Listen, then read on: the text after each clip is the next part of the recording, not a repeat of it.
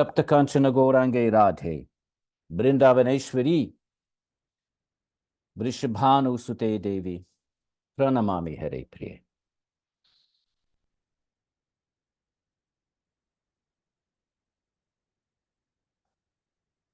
Apavitra Pavitro Va, Sarvavastha Gatopi Va, Ya Smaret Pundarika Aksham, Sa Bhayabhyantara Shuchihi. So we have this alternative possibility. Sometimes, you know, in bhakti, you throw a little hissy fit because God's not satisfying your desire. So you throw a little hissy fit. You shake your fist at the heavens. You know, because real bhakti is real emotion. So whatever it is, you offer it up. Sometimes you get mad. The gopis are always mad at Krishna. So in the Vrindavan tradition, we have this escape clause. If we, if Krishna is not doing it for us, we're having a bad day with Krishna, we go to Radharani. We never get upset with Radharani. Never. She's sweet. But Krishna, occasionally, you know, can shake the odd fist at the heavens. Okay, well, that's bhakti. Bhakti is, if it's real, then it's everything. You offer everything. And sometimes when you feel that Bhagavan is not manifesting in the way you might like to hope, you know, like any frustrated desire, when the desire is frustrated, you know, that's what anger is. If you read the Gita, anger, tamas, is a frustrated desire. So it has a klishta and an aklishta version. The klishta version is your desire for some material thing and you don't get it and you get frustrated. But the aklishta is you have a desire for Bhagavan. And Bhagavan is, he's not just, you know, the supreme independent being. He's not just going to, you know, he's going to test you. So you get angry. That's aklishta. But Radharani is in those instances, we take shelter of Radharani. Okay. So we're going to finish up, my friends, and our first part of the series. And we finish up today, and then we got two treats for you today. We're going to read a Ashtanga Yoga story from the Bhagavata Purana. As many of you know, that's my own canonical text. We're going to look at how, you know, this Ashtanga Yoga that we're reading about in the sutras. Nobody reads that. Nor have they ever. A few Brahmins here and there. It's a scholastic text. Right? Just like you have your WASPs, white Anglo-Saxon Protestants, right? The academic study of religion comes from the WASPs. We lost you, Edwin. Are you listening? Yeah. How did you lose me? You can't hear me? I can hear you. We can hear you. I can hear you. Oh, we can hear. I can hear. I can hear. You know, if you think about it, WASPs, right? That's a term in the study of religion for white Anglo-Saxon Protestants.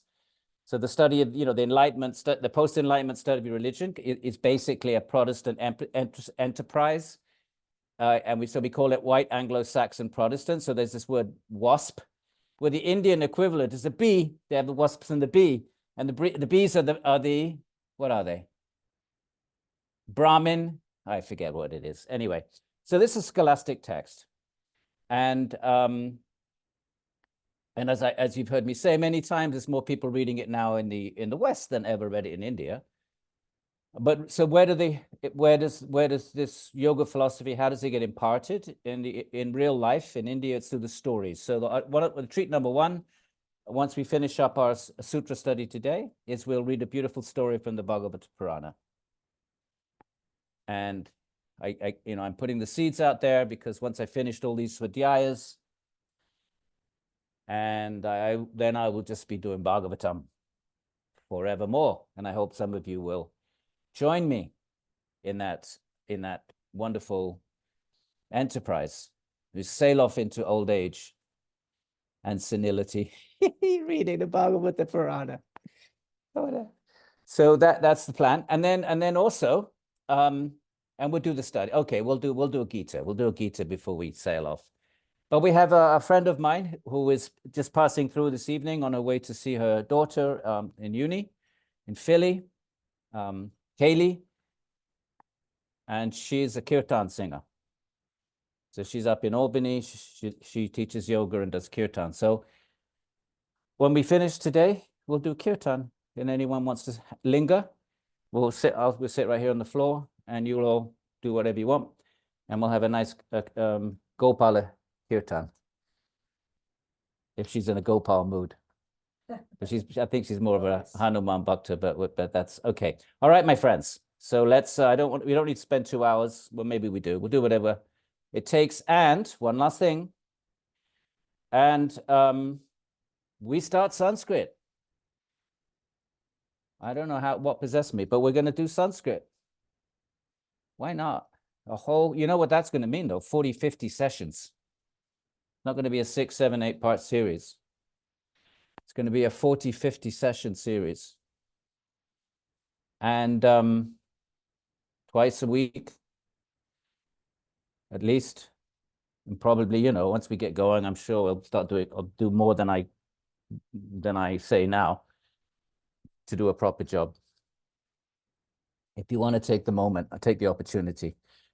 I know you can always download the videos. I'm going to take the course down that's up there. That's a Rutgers course. I could get in trouble for putting it up. And we start a new one. That'll be mine. Sanskrit. Most of you have always wanted to study Sanskrit in your heart of hearts. Why not step out the box, take a chance. Don't tell yourself the story that you can't do it. Anyone can do it. It's a language. Throw away your telly. Put the telly out. I told you last week, put the telly out in the driveway. Don't need a television.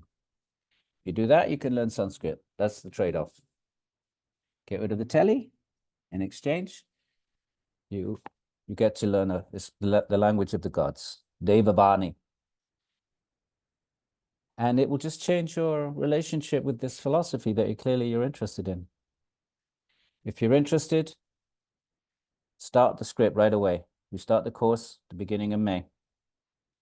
Goldman, everything's up on my website. Well, it's partly up. I'll fill it out more. The text, get the text. Do chapter 1. And if you were doing it at Rutgers, you'd have 1 week to do the script. And now you've got a whole month. Do the script. Even if you drop out and you get the script done well, you've done something. Okay? Sanskrit. April the 1st. It's a wonderful thing to do with your minds, my friends. So we got the 8 limbs of yoga. So, right, we're doing Kriya Yoga.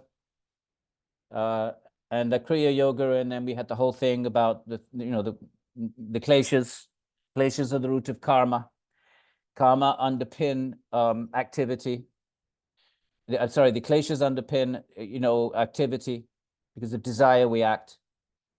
And when we desire, and we're in a state of ignorance and ego, our desires revolve around our body minds, because that's what we think we are. Where else are they going to revolve? There's no other option, unless you're in knowledge and you know the Atman. But if you don't know the Atman, well, what else are you going to do? How else are you going to act in the world? The Mimamsa school, we haven't done the Mimamsas. They're materialists. They say only a fool acts. What fool would act without a desire? They think these yogis are idiots. What fool would undertake an action unless it's to fulfill a desire or avoid an aversion? So that's the materialistic attitude, and it's inevitable. You have no choice. If you think your body and mind, you have no other choice other than to act on behalf of your body and mind. How are you going to act? You're going to act in a way that feels good to your body and mind. That's raga. And how else are you going to act? Well, you're going to avoid things that feel bad, and obviously all the shades of gray in between. What else what are your options? When we act like that, klesha mula karma shaya. It's the root of the collecting of karma. And that's how we make karma. And then drishta janma vedani. It comes in this birth, it comes in the next birth, and it's hlada paritapa. Pleasant or unpleasant, depending on whether our actions in the world Punya, punya. Our dharma or our dharma, whether we're pious or impious. Whether we give in charity to Kaylee and her husband are giving so much charity to so many people, and sometimes it gets to be a headache. But we were just saying today in the car, well, at least when you on your deathbed, you can look back and think, where did you all go? Oh, there you are. You can look back and think, well, at least I did. At least yeah. Think about it, my friends. It's about the deathbed. It's not pessimistic. It's all about, the Upanishads call it the great transit. And we're going to look back. We're going to be there, stuck on our deathbed, and with nothing else to do, because we won't be able to move our limbs and we won't be able to even go to the bathroom. We'll probably be wearing diapers. Let's just be real. Why do we run away from this? We run away from this because avidya, we don't want to hear it. But yogis like to hear this. And all we're going to be able to do, because we won't even be able to talk, probably. Voice gets choked up. All we're going to be able to do is reflect on our past, because there's no future. What are you going to think of in the future? Oh, I'm going to get up and I'm going to go, and build a house. Well, no, you're not. You're in a diaper with things going in your vein. So then what do you do with the mind? So you think back on your life, and at that point, you want to hopefully think and say, well, at least, I served the yogis. At least I did some service to the yogis. At least I would try to be benevolent. And you want to have at least some of that in your mental repertoire. So therefore, I tell my students the other day, I said, look, if you're not ready for yoga, at least be pious. Because I said to them, how many of you believe that something survives death? So, 90% of the class put their hands up. How many believe that you're reincarnation? 85%. Okay, then think it through then. Think it through. You believe that something survives death. You believe it's going to be reborn. Well, then what are the principles that govern that? What's the mechanism? Think it through. We were reading these very verses in chapter 2. Think it through. If you're not ready for yoga, at least be pious. And let's go back and quickly look at that verse and situate this little spiel right here in verse 13. Okay, so these fruits, right? Your jati ayurboga, ahlada paritapa, my friends. They're the fruits. The fruits are your birth, your lifespan, your boga. Verse 13, jati ayurboga. They're either hlada or paritapa fruits. They're fruits, depending on whether the seeds were pious or impious. So be pious then. If you don't want to be a yogi, be pious. The only reason not to be pious is if you're a materialist. Then it makes sense not to be pious. A materialist is like, death is everything. That's it, dead. There's no soul. Nothing survived. Well, then that makes sense. That it's coherent. It's coherent and logical and sensible for a materialist to disregard piety, except for maybe some humanistic, okay, I'll be pious if you be pious. But if we do believe something survives death, if we do believe in reincarnation, then Patanjali and these traditions are laying out the mechanisms. And so then we got that verse, which I think is the most important verse in the Yoga Sutras, 2:15, the wise, everything is suffering.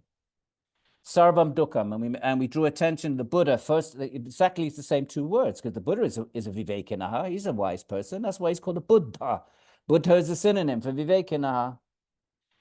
So they're just two words.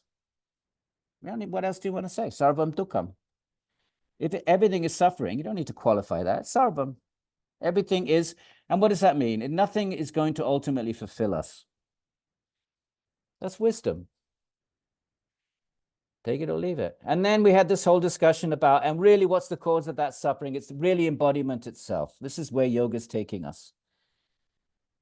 People that want to serve the world and solve suffering are going to solve it according to their understanding. If you're in a state of avidya, then you think the way to serve suffering is, well, if a doctor wants to solve suffering in a bodily sort of way, the psychologist wants to, benevolent, a real doctor, a real sort of following the Hippocratic oath and philosophy, we want to solve suffering by attention to the body, and psychologist to the mind. Economist wants to you know, maybe a just imbalance of access to economic resources. You know, a real politician wants to adjust political structures. So there's so many ways of serving.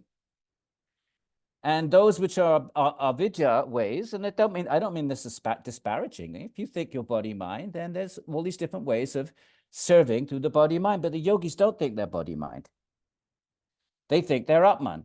So therefore, how are they going to serve? Patanjali's understanding is that real suffering, your body mind solutions are parinama.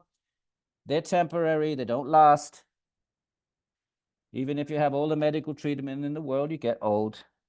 So the yogic solution to suffering is the deep level way, that you have to free the Atman from embodiment, because as long as you have a body, the body suffers and the mind suffers, even in the celestial realm. You read the stories of the celestials, they're always fearful that they're getting attacked by the demons, that they have their little ups and downs. Indra has his little hissy fits. Indra, the king of the celestials, he's a bit of a wild man. So the only way that in the Patanjalian system, here it is, you have to get this viveka. Remember this whole series. Suffering is the sanyoga, the coming together of the seer and the seen. Sanyoga is called by avidya, caused by avidya, ignorance of the Atman. You remove ignorance, pasya hetur avidya, tad abhavat samyoga bhava, tad abhavat samyoga bhava. When ignorance is removed, the samyoga, the conjunction is removed. Hanam, freedom.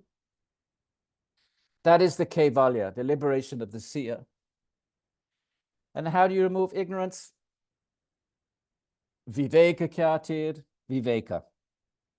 Wisdom. Well, how do you get wisdom? And that's where we left off. Yoganga anushtanad. Practicing the limbs of yoga.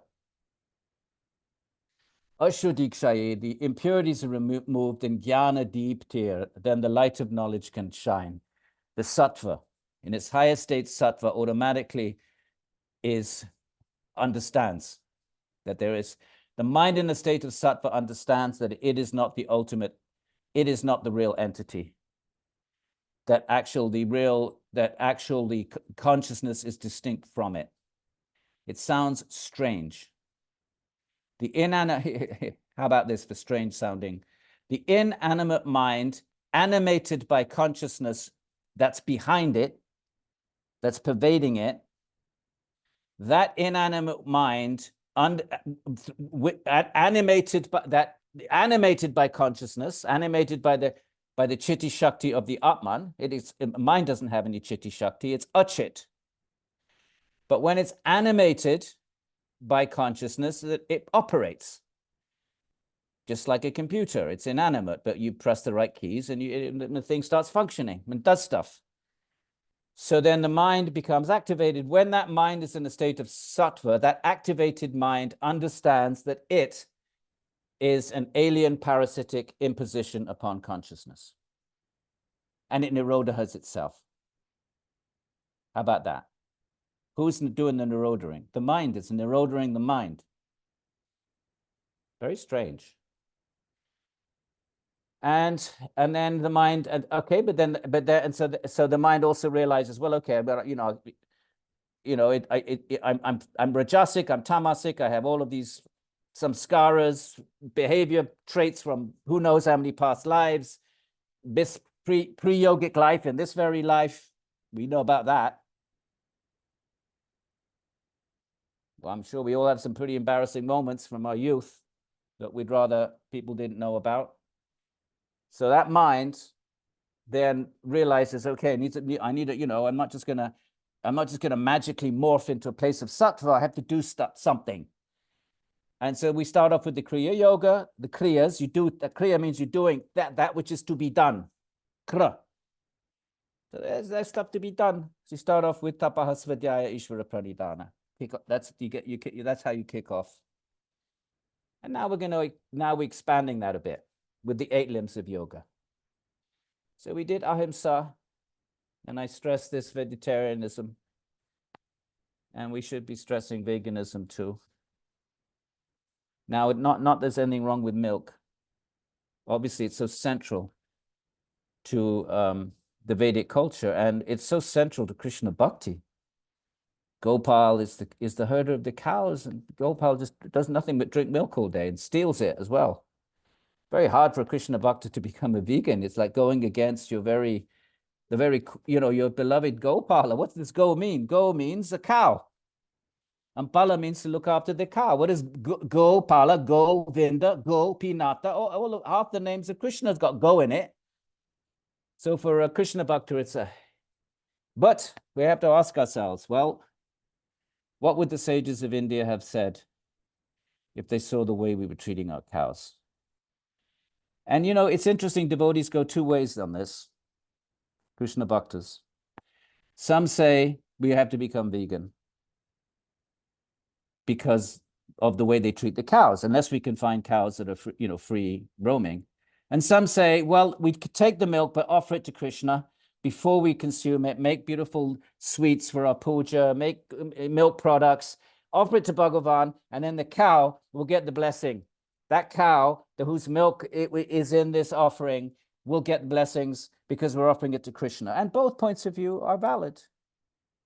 You have to decide which way you want to go with it. Interesting, isn't it? So the first is the yamas, the ahimsa, and we did those. And I think that's where we left off. And now we're on verse 31. And this is you notice, did we do this? These yamas, look at the Sanskrit, mahavratam, they're the great vow. Edwin, we finished in 39. You finished in 39. Oh my goodness. Let's do that then. Oh, thank you, Eleonora. I'm afraid if not, we are not going to finish. Yes, you're right, especially with me taking all these detours. Okay, I can't help it. Verse Then 30. I bring you back again. Thank you. Verse 39. Okay. So, did we do this Svadhyaya one? What do you get from Svadhyaya? I like this verse. Go ahead. Oh, we didn't. Yeah, we got to 39. We finished it, right? And we're doing the 5 yamas and the 5 niyamas. So we haven't quite finished. Each one has a little boon associated with it if you follow. All right, that's in the middle of that. Now, what do you get from cleanliness? Shochat. Sva anga, you know what anga means, your limbs of your body. Jugupsa parer asamsargaha. From cleanliness, you get distaste for your body. And this asamsargaha, meaning you don't want you don't want to contact the bodies parer of others. The cessation of contact with others. What does this mean? When you clean your body, what are you actually doing? You're wiping away bodily discharges and excrement and fluids, which in and of themselves, most people have learned not to say everybody. Someone's going to say, well, I think it's kind of, it turns me on or something. And there's always some, but most people, when you think of your bodily fluids, they're not very pleasant, mucus and so forth. So when you meditate on the act of cleanliness, you meditate on the reality of the body. What's going on in the body 1 centimeter beneath that skin that we take so much attention, that we pay so much attention to. And so from this cleanliness, meaning when you're, typically people, when you go to the bathroom, you go by yourself. You don't take your sweetheart to the bathroom with you because that would probably be a bit of a romance killer. So the verse is that, and you think about the Buddha sending his disciples to the cremation grounds. You sit there and watch the bodies crackle in the flames in order to realize this is the body. This is the reality of the body. So these are practices, and in some radical Shaiva sects, they do that. Some radical Shaiva sects, they cover their bodies with excrement. And why do they do that? Well, first of all, to confront the reality of what's just in the body, which we don't like to talk about in civil social situations. to transcend ocean. They're also doing it to transcend oceans of good and bad, because it's all Prakriti. In the Gita, there's a verse saying, a sage sees a lump of earth and gold as the same. They're just transformations of Prakriti. So there are practices. These are not Patanjalian practices, but there are radical Shaiva practices where you do this sort of thing. You walk around with a skull. You smear your body in obnoxious substances in order to sort of, it's kind of like jolt yourself out of this, the illusion that we have, or the sort of impulse that we have to try to make our bodies beautiful, when really they're lumps of when they die and they start decomposing, or even when they're alive and they start discharging, for most people, that's kind of pretty gross. If you're sitting next to the table and someone's drooling and mucus is coming out of their nose, we're all grown-ups, it's not pleasant. But from a yoga point of view, from an avidya point of view, where you're trying to avid, you don't want to see it. Vedere, no, I don't want to see that. Don't want to hear that. Don't want to talk that. Don't want to sit next to someone that's like that. That's vid. Don't want to vid, right? From the Latin root, the vid, to see. But from a vidya point of view, you think about these things, and in order to sort of just kind of break this avidya and this asmita, we want to be all nice and prim and prissy and proper in civic society. So some sadhus smear themselves with for their own internal, forcing themselves to sort of to go beyond this notion of purity and taboo, and also, what happens if you walk around the town with your begging bowl and you're covered with feces, my friends, and you walk around the town? People are going to go, hey, bug chow, hey. They're going to scare you. They're going to shoo you away, which means what? You have to transcend honor and dishonor in the mind. Nobody wants to be disrespected. So you purposely be careful. There's some crazy people in India walking around in saffron, but amongst them, there might be the occasional very elevated being who's walking around like Rishabha, the story in the Bhagavatam.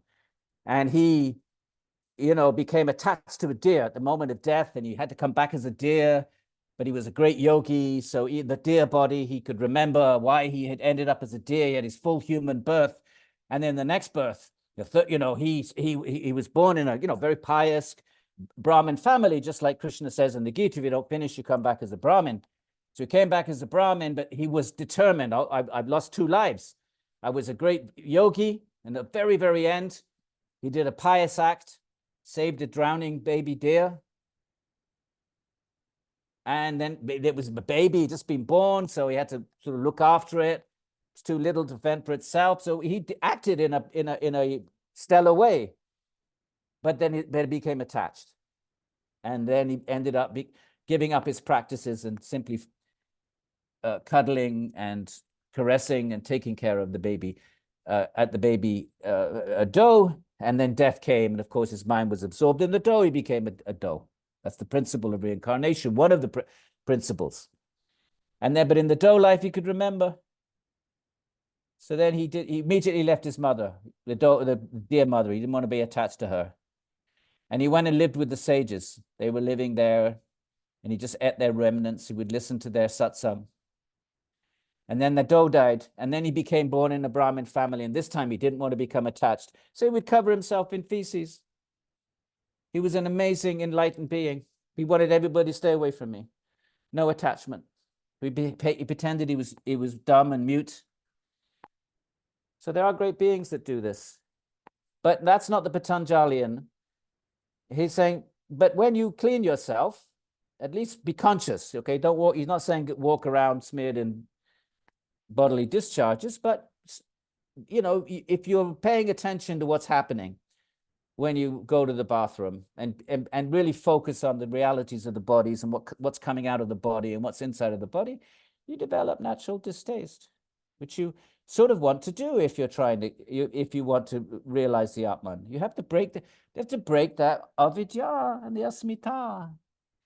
which, with beginningless births, we've been trapped in avidya smita. It's not going to break so easily. So sometimes radical measures are in order. So this is the verse. And once you realize the reality of your own body, then you see other bodies like that. You want to see everyone, the sadhu, the sattvic person wants to see the Atman in all beings. That's what Krishna says in the Gita. The Buddha, the great beings, they see the sameness in all beings, but you don't want to be attracted to the body. So therefore you contemplate the truths of the body. And that's what it means. From cleanliness, because why does he say cleanliness? Because what are you cleaning?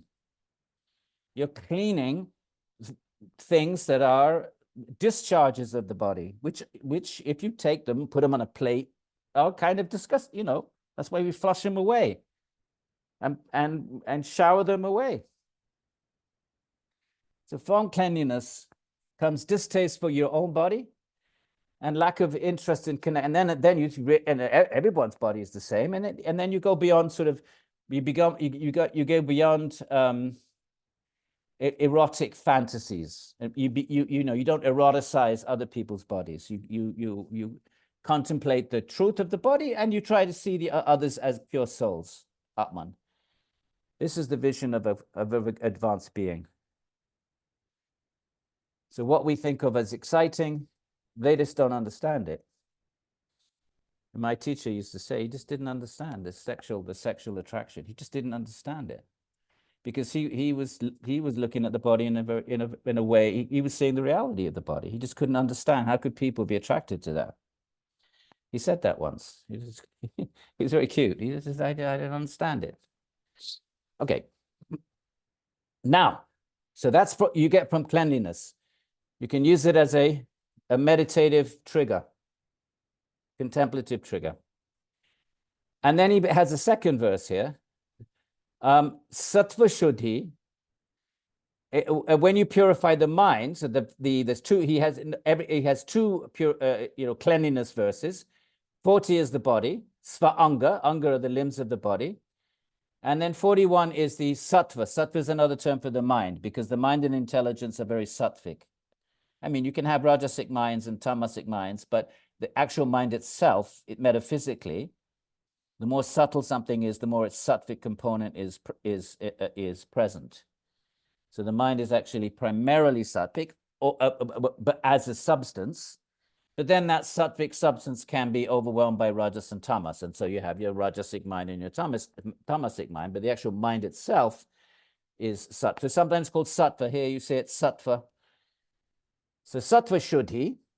So when the mind is when the mind is pure, then you have these are qualities of the sattvic mind. Cheerfulness, Krishna says in the Gita, sukha, happiness. It's not the bliss of the Atman. Don't confuse this with the bliss of the Atman, but the non-rajasic mind, the rajasic mind is always frustrated. The tamasic mind is always depressed. The sattvic mind is cheerful. It understands, it's detached. It's not clinging to anything.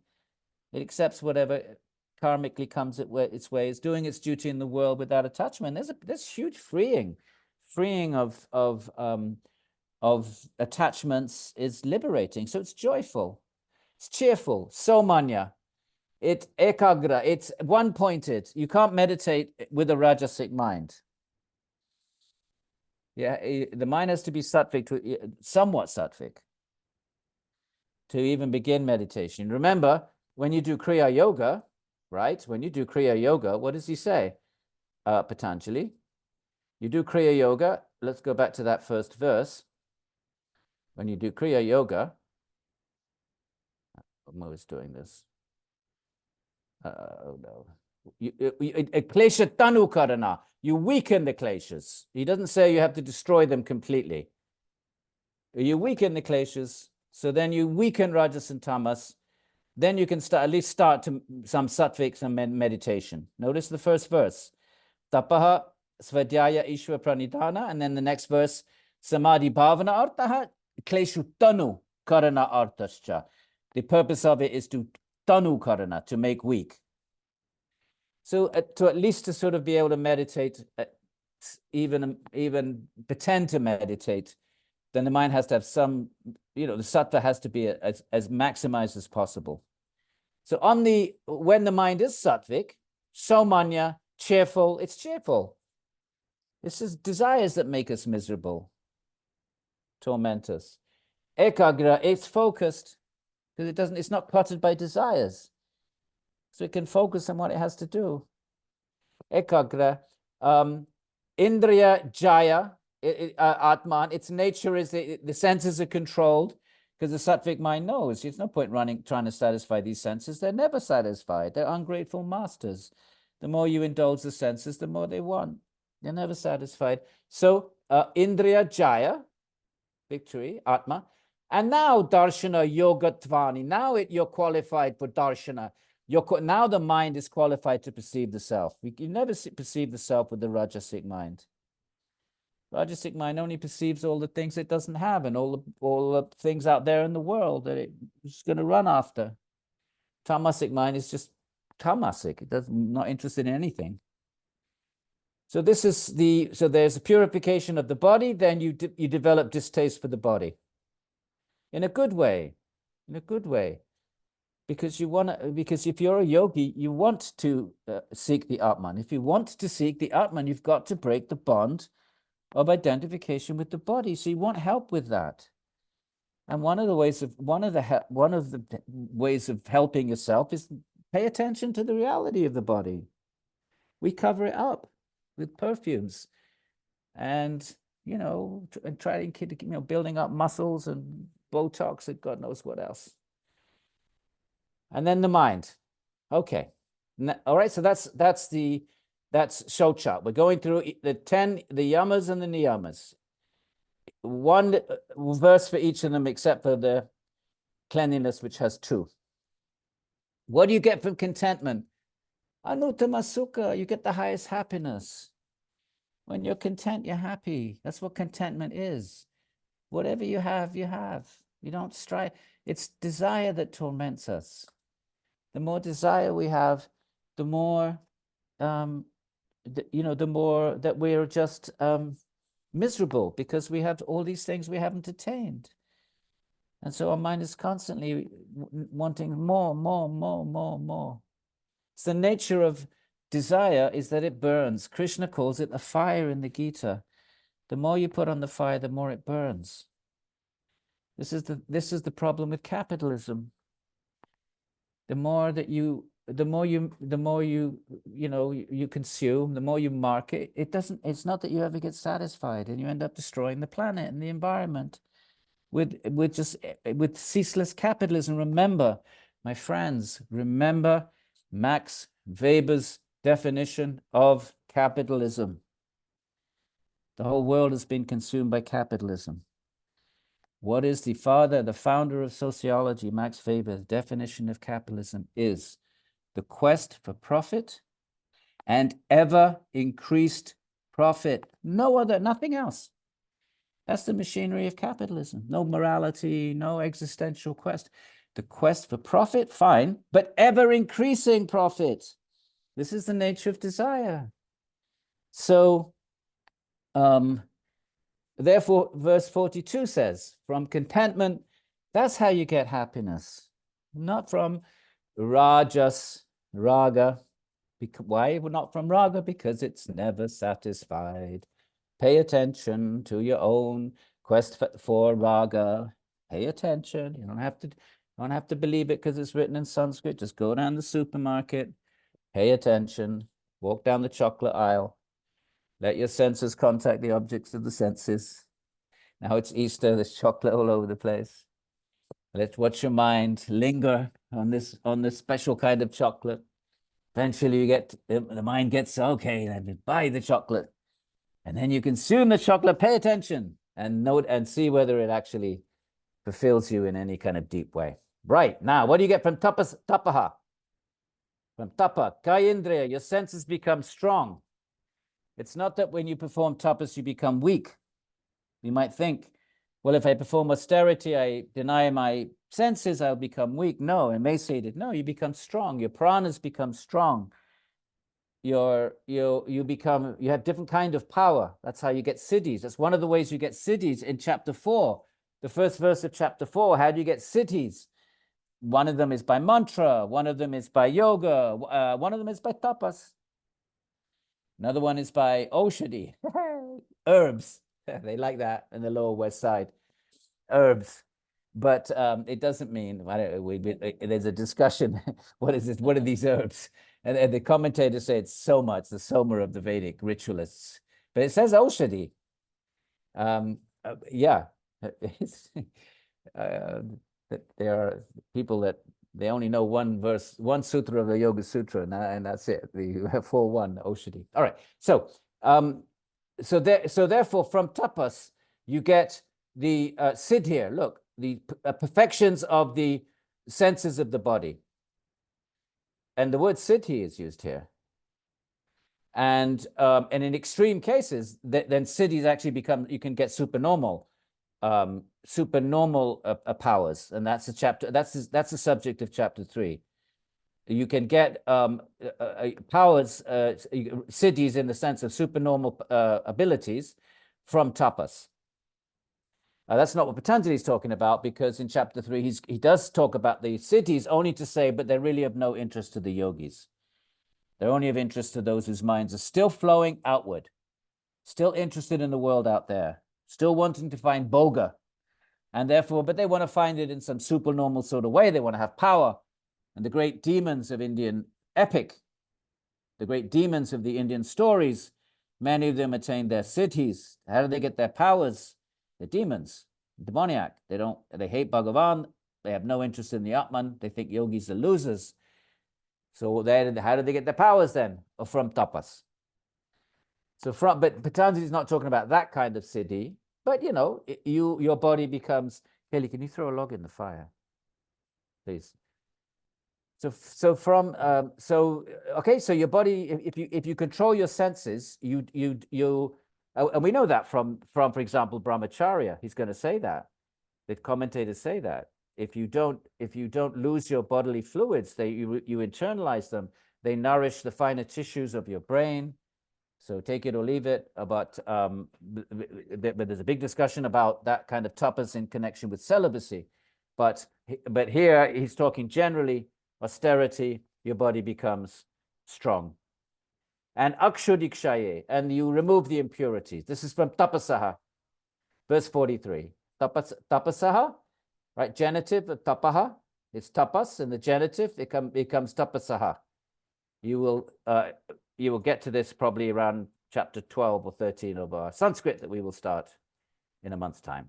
And now this is one of my favorite verses. Okay, we're still on the niyamas, right? What are the niyamas? They are cleanliness, shocha, contentment, santosha, niyamas, right? You're recognizing this.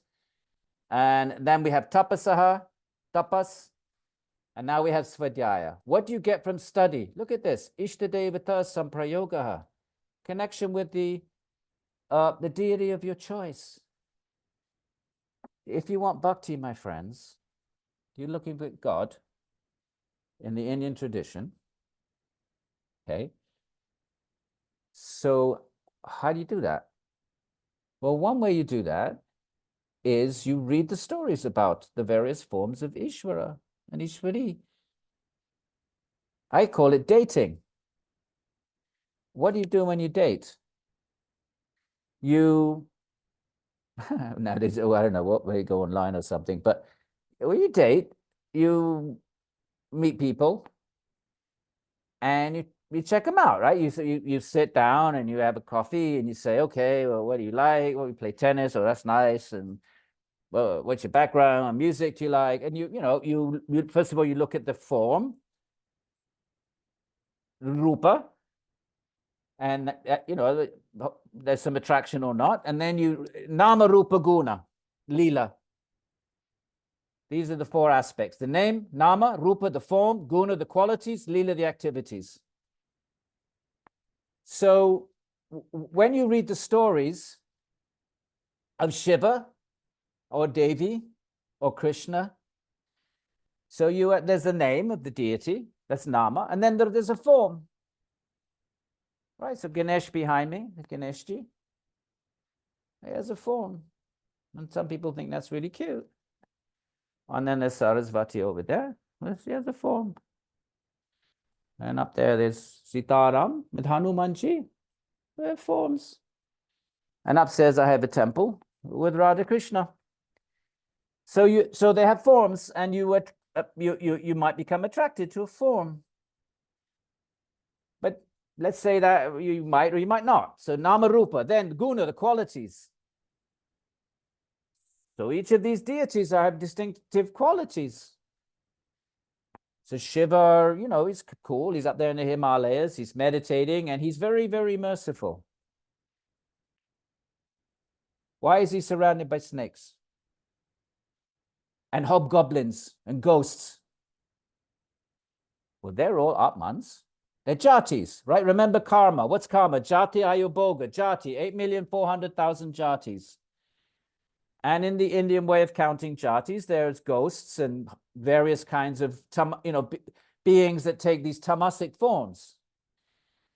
Snakes, you know, in Indian tradition, ahimsa tradition, you can kill 4 things without asking questions. No karma.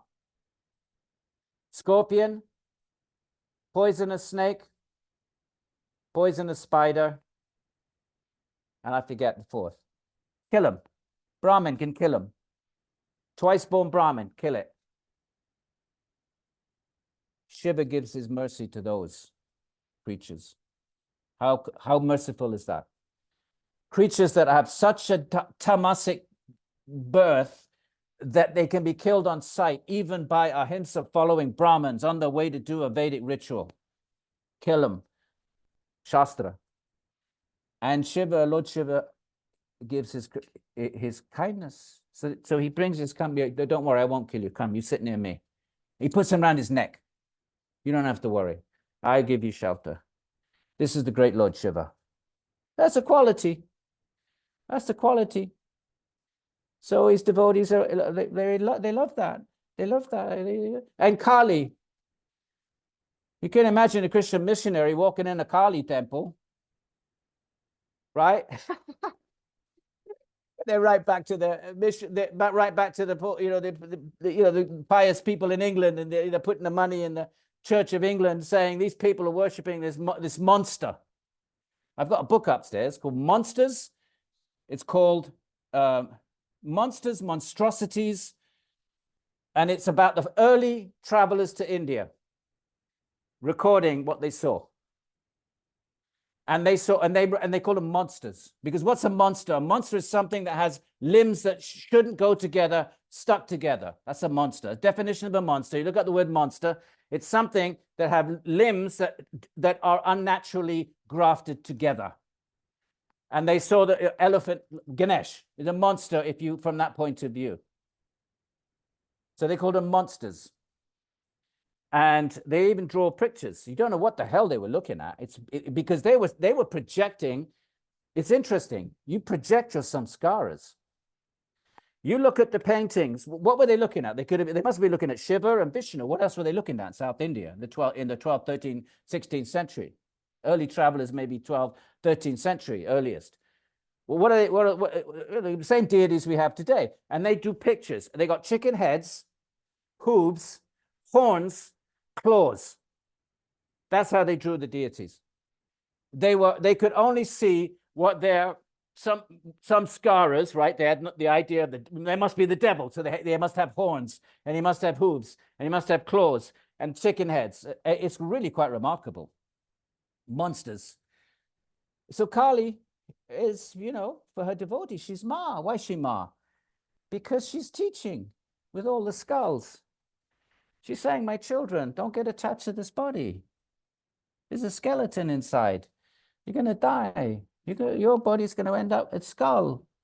Why are you ignoring that reality? She's teaching her children. So the devotees of Kali don't see her as a monster. They see her as a loving mother. So these are qualities. And the Krishna Bhaktas, for them, Krishna is that Narayana, that Vishnu, the creator of all the universes, but he hides all of that. And he crawls around in the dust of Braj. Why does he do that? He pleases his bhaktas. He doesn't need to crawl around the dust of bread. He does it because the gopis love to see him, the elderly gopis. And they say, and they clap and they say, Krishna dance, and he dances like a little puppet. It says just like that, like a puppet. This is God on high, like a puppet in the hands of, why? Because he wants to make him happy. There's a quality that God hides his majesty to please his devotees. So these are qualities. So how do you find that your beloved, how do you find God in the Indian tradition? You read these stories and you start off with a name. The Latin means nothing. Okay, it's just a name. It means something later, because once you find your beloved Bhagavan, then you chant that name as your japa mantra. So that name comes back at the end, becomes your personal mantra, which you got in your head the whole time, like background music. So nama, and then the form, you know, you have to be attracted to the form. I'm attracted to baby Gopal. It's my thing. Not, you know, not so much baby, but yeah, baby, and also very young Krishna. I'm not so interested in older Krishna. But I like Radharani, so I'm not sure how that works. Well, I'll figure that out. You know, when I go back to my rational mind. But bhakti is not necessarily about rational mind, right? So, so that's the name, and then the form, and then the qualities, and then the lila, the activities. These activities that all of them have their unique activities. Your Rama is all about dharma, dharma, dharma. If you like dharma, Rama's your man. So how, and then you fall in love. It's trans-rational. I mean, if mundane love is trans-rational, well, what the hell is divine love going to be then? If mundane love, which lasts about 6 minutes, if mundane love is trans-rational, then what do you expect divine love to be? So you just fall in love. Maybe everybody else thinks you're mad. They say, if mundane love, they all say, well, this person's no good for you. Oh, you could do better than that. And maybe your parents disapprove. Whatever it is, but you think you're in love. Well, divine love is like that, except it lasts more than 6 minutes. It lasts infinity. And how do you find that love, my friends? Right here, Svadhyaya. So from study, you read the stories. And where are these stories in the Puranas? The Shiva Purana, if you want to start with Shiva. Shiva has 3 Puranas, Shiva, Skanda, Linga. You read the stories. That's what the Purana is, Pura. Pura means that which happened in the past. Bhagavan came into the world according to these traditions. We think it's mythology, because why do we think it's mythology? We don't know what to do with it. It doesn't fit our sense of recorded history, doesn't fit the archaeological record. It doesn't fit into any of our boxes. So we say, oh, mythology, like the Greeks and Romans. Well, you know, we got rid of, you know, that. We decided that was mythology. Like the fairy story. Okay, mythology. All right. The Shiva must be, we stick it in that category. Mythology. We don't have a samskara. So what samskaras do we have? We have the samskara of Greco-Roman, you know, the gods of Greece and Rome. We have the samskaras of fairy stories. So that's how you make sense of something. If you find something unfamiliar, you want to make sense of it, you can only use your samskaras. So you have to use the thing that's most similar to it to make sense of it. So you say, oh, well, it looks like this, it must be like that then. And that's how Indian tradition gets called mythology. Do you think the Puranas call themselves mythological? How about no? How about there's 400,000 verses in the Purana, 100,000 verses in the Mahabharata Eke. That's 500,000 right there. But don't even start with the commentaries. Millions of lines. It never says it's mythology. You think these brilliant grammarians, these brilliant Vedantins, these brilliant Nyayikas, somebody wouldn't have said, it's not true, actually. These stories are just meant to impart, you know, cultural values. Do you think somebody wouldn't have said that in 2,000 years? Well, no. Actually, one person did, Kumarala, the Mimamsa. Kumarala did. He said, oh, these stories. Maybe the Buddhists did, I don't know. But then they have their bodhisattvas. They just create another whole level of divine beings. So these, take it or leave it. I'm not telling you what to believe or not to believe. I'm telling you what the tradition says, my friends. And the tradition says these are forms of Ishvara. They are divine forms. They're not made of Prakriti. They're condensed Brahman. And they manifest in the world. And they do cool stuff. And their devotees fall in love with them. And that's it. You become a bhakta. And you follow around like a bhakta. It's like you fall in love with someone, you just follow all them around like a mindless idiot. Remember when you were young, first love, you like puppy love, you follow, why do you call it puppy love? Because you trot around like a puppy. That's what bhaktas do. So, and where does it come from? Svadhyaya. Svadhyayat Ishta Devata. The Ishta, your desired Deva, the Lord of your heart, the one you're going to fall in love with. Samprayoga, connection. There may be other ways of getting it, but this is the way Patanjali is promoting from study of the stories. Take it or leave it. And how do you get samadhi? Ishvara pranidhana. If that's what you want. Bhaktas don't want it. But if you want Atman, if you want Sarupa Vasthanam, you can get it by your own yogic virtuosity, or you can get it by the grace of God. God will give you what you want. You want karma, God will give you karma. All right, a lot of the Abrahamic traditions are all about praying to God for stuff. They also have high level. There's high level Christianity, which is more pure. We're not asking for stuff. It's asking for love of God. We have our great saints. I'm not saying, but I love a lot of piety in India as well. Don't think, people go to temple and it's what I call gimme religion. Give me this day that give us this, give us that. So Krishna will give it. The Bhagavan, he may give it, may not give it. And if you want Atman, that's a higher kind of request, because at least that's in the realm of Vidya. You ask for karmic things, that's avidya. Bhagavan can still give it, why not? And a higher than that is Atman, but it's not love. What asking God for your Atman, what's that got to do with love? Nothing to do with love at all. You want freedom from suffering. Why do you want Atman? Because you want freedom from suffering. What is this whole thing about? Freedom from suffering. Remember how it all started. Vivekinaha sarvam dukkam. For the wise, everything is suffering. And then what's the cause of suffering? Drishta drishayaho samyoga. They're coming together, seeing the scene. And what causes that? Avidya. How do you get rid of that? Viveka. Where do you get viveka? 8 limbs of yoga. This whole thing's about suffering. That's self. It's about self. Nothing to do with God.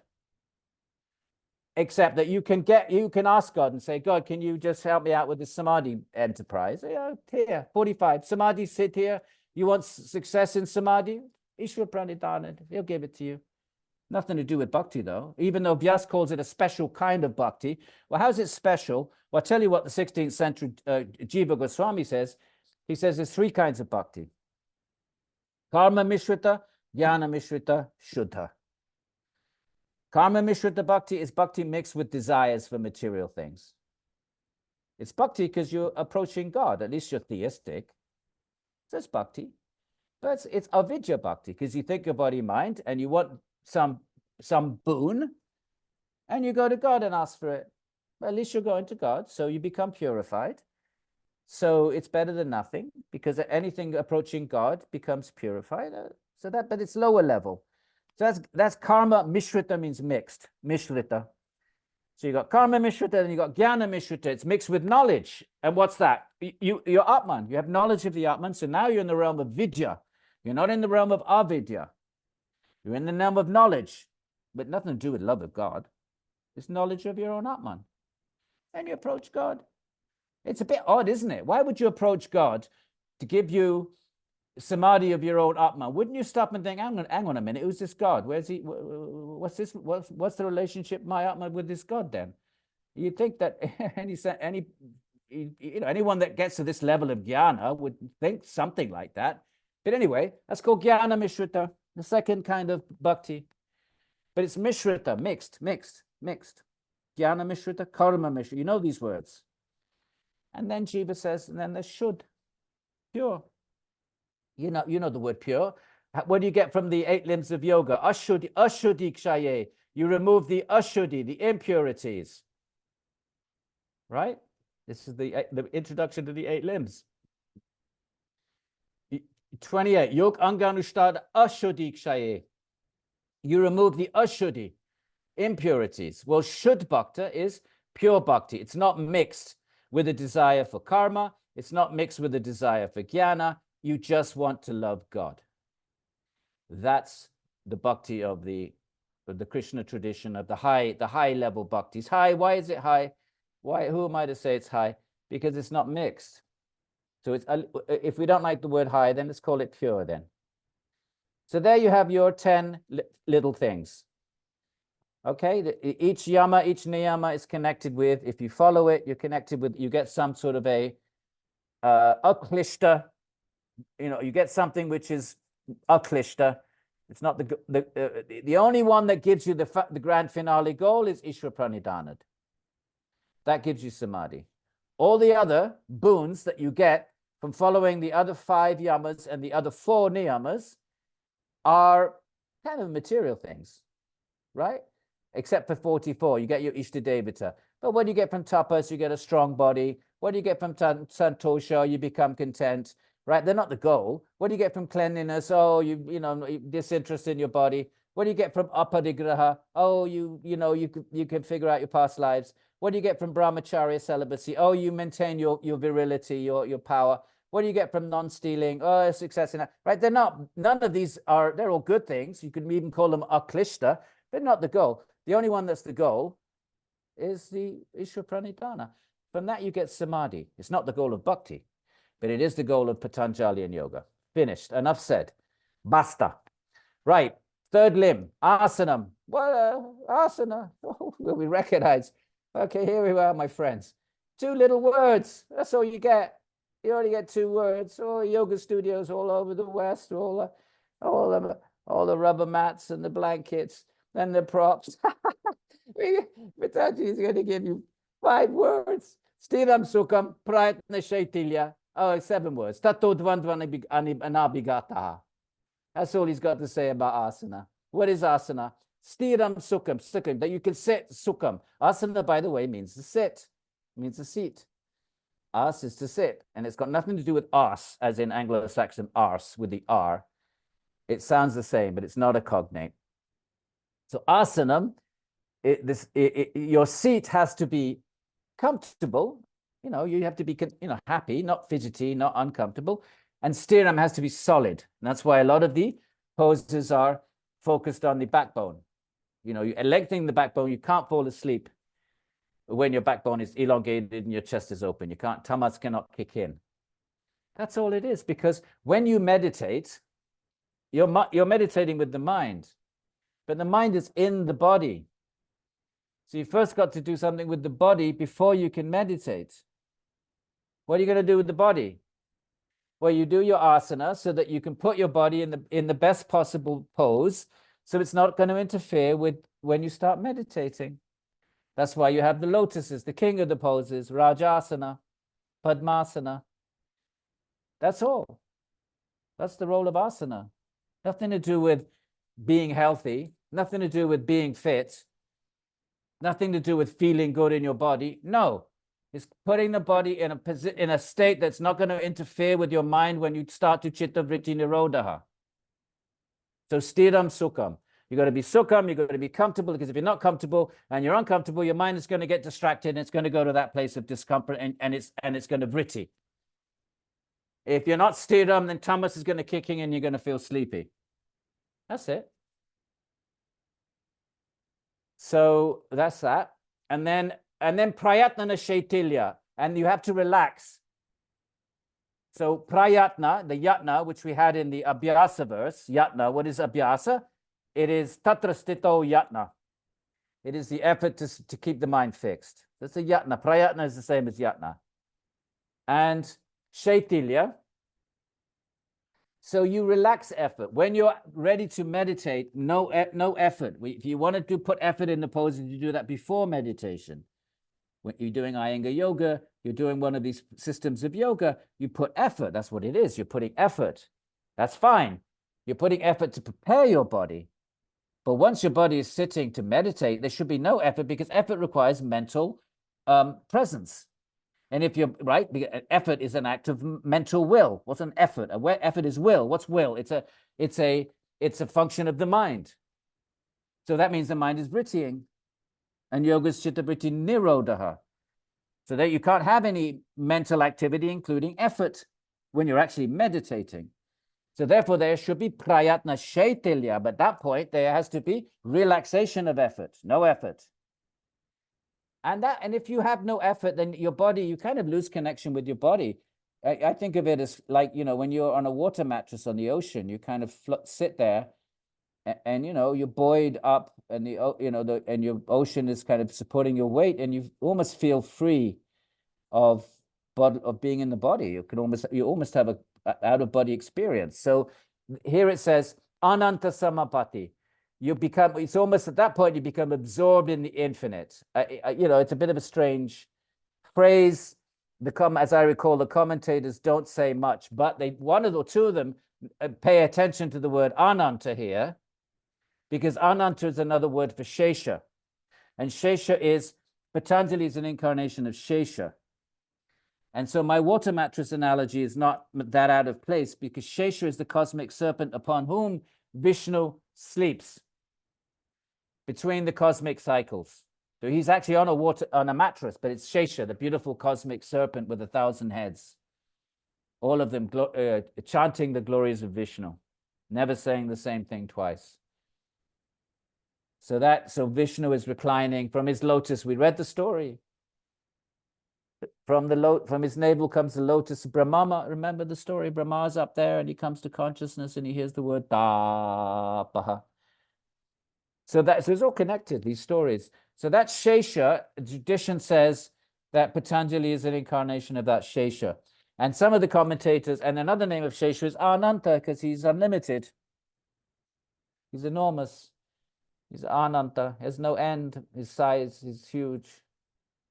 And so therefore, so this is a bit strange. So when you relax your effort, it's almost like if you lose you lose a sense of body. You could say it kind of might feel like being absorbed in you feel like you have oneness with the universe, right? Ananta samapati, absorbed in the divine. Commentators don't really say much about that. I don't know why they don't.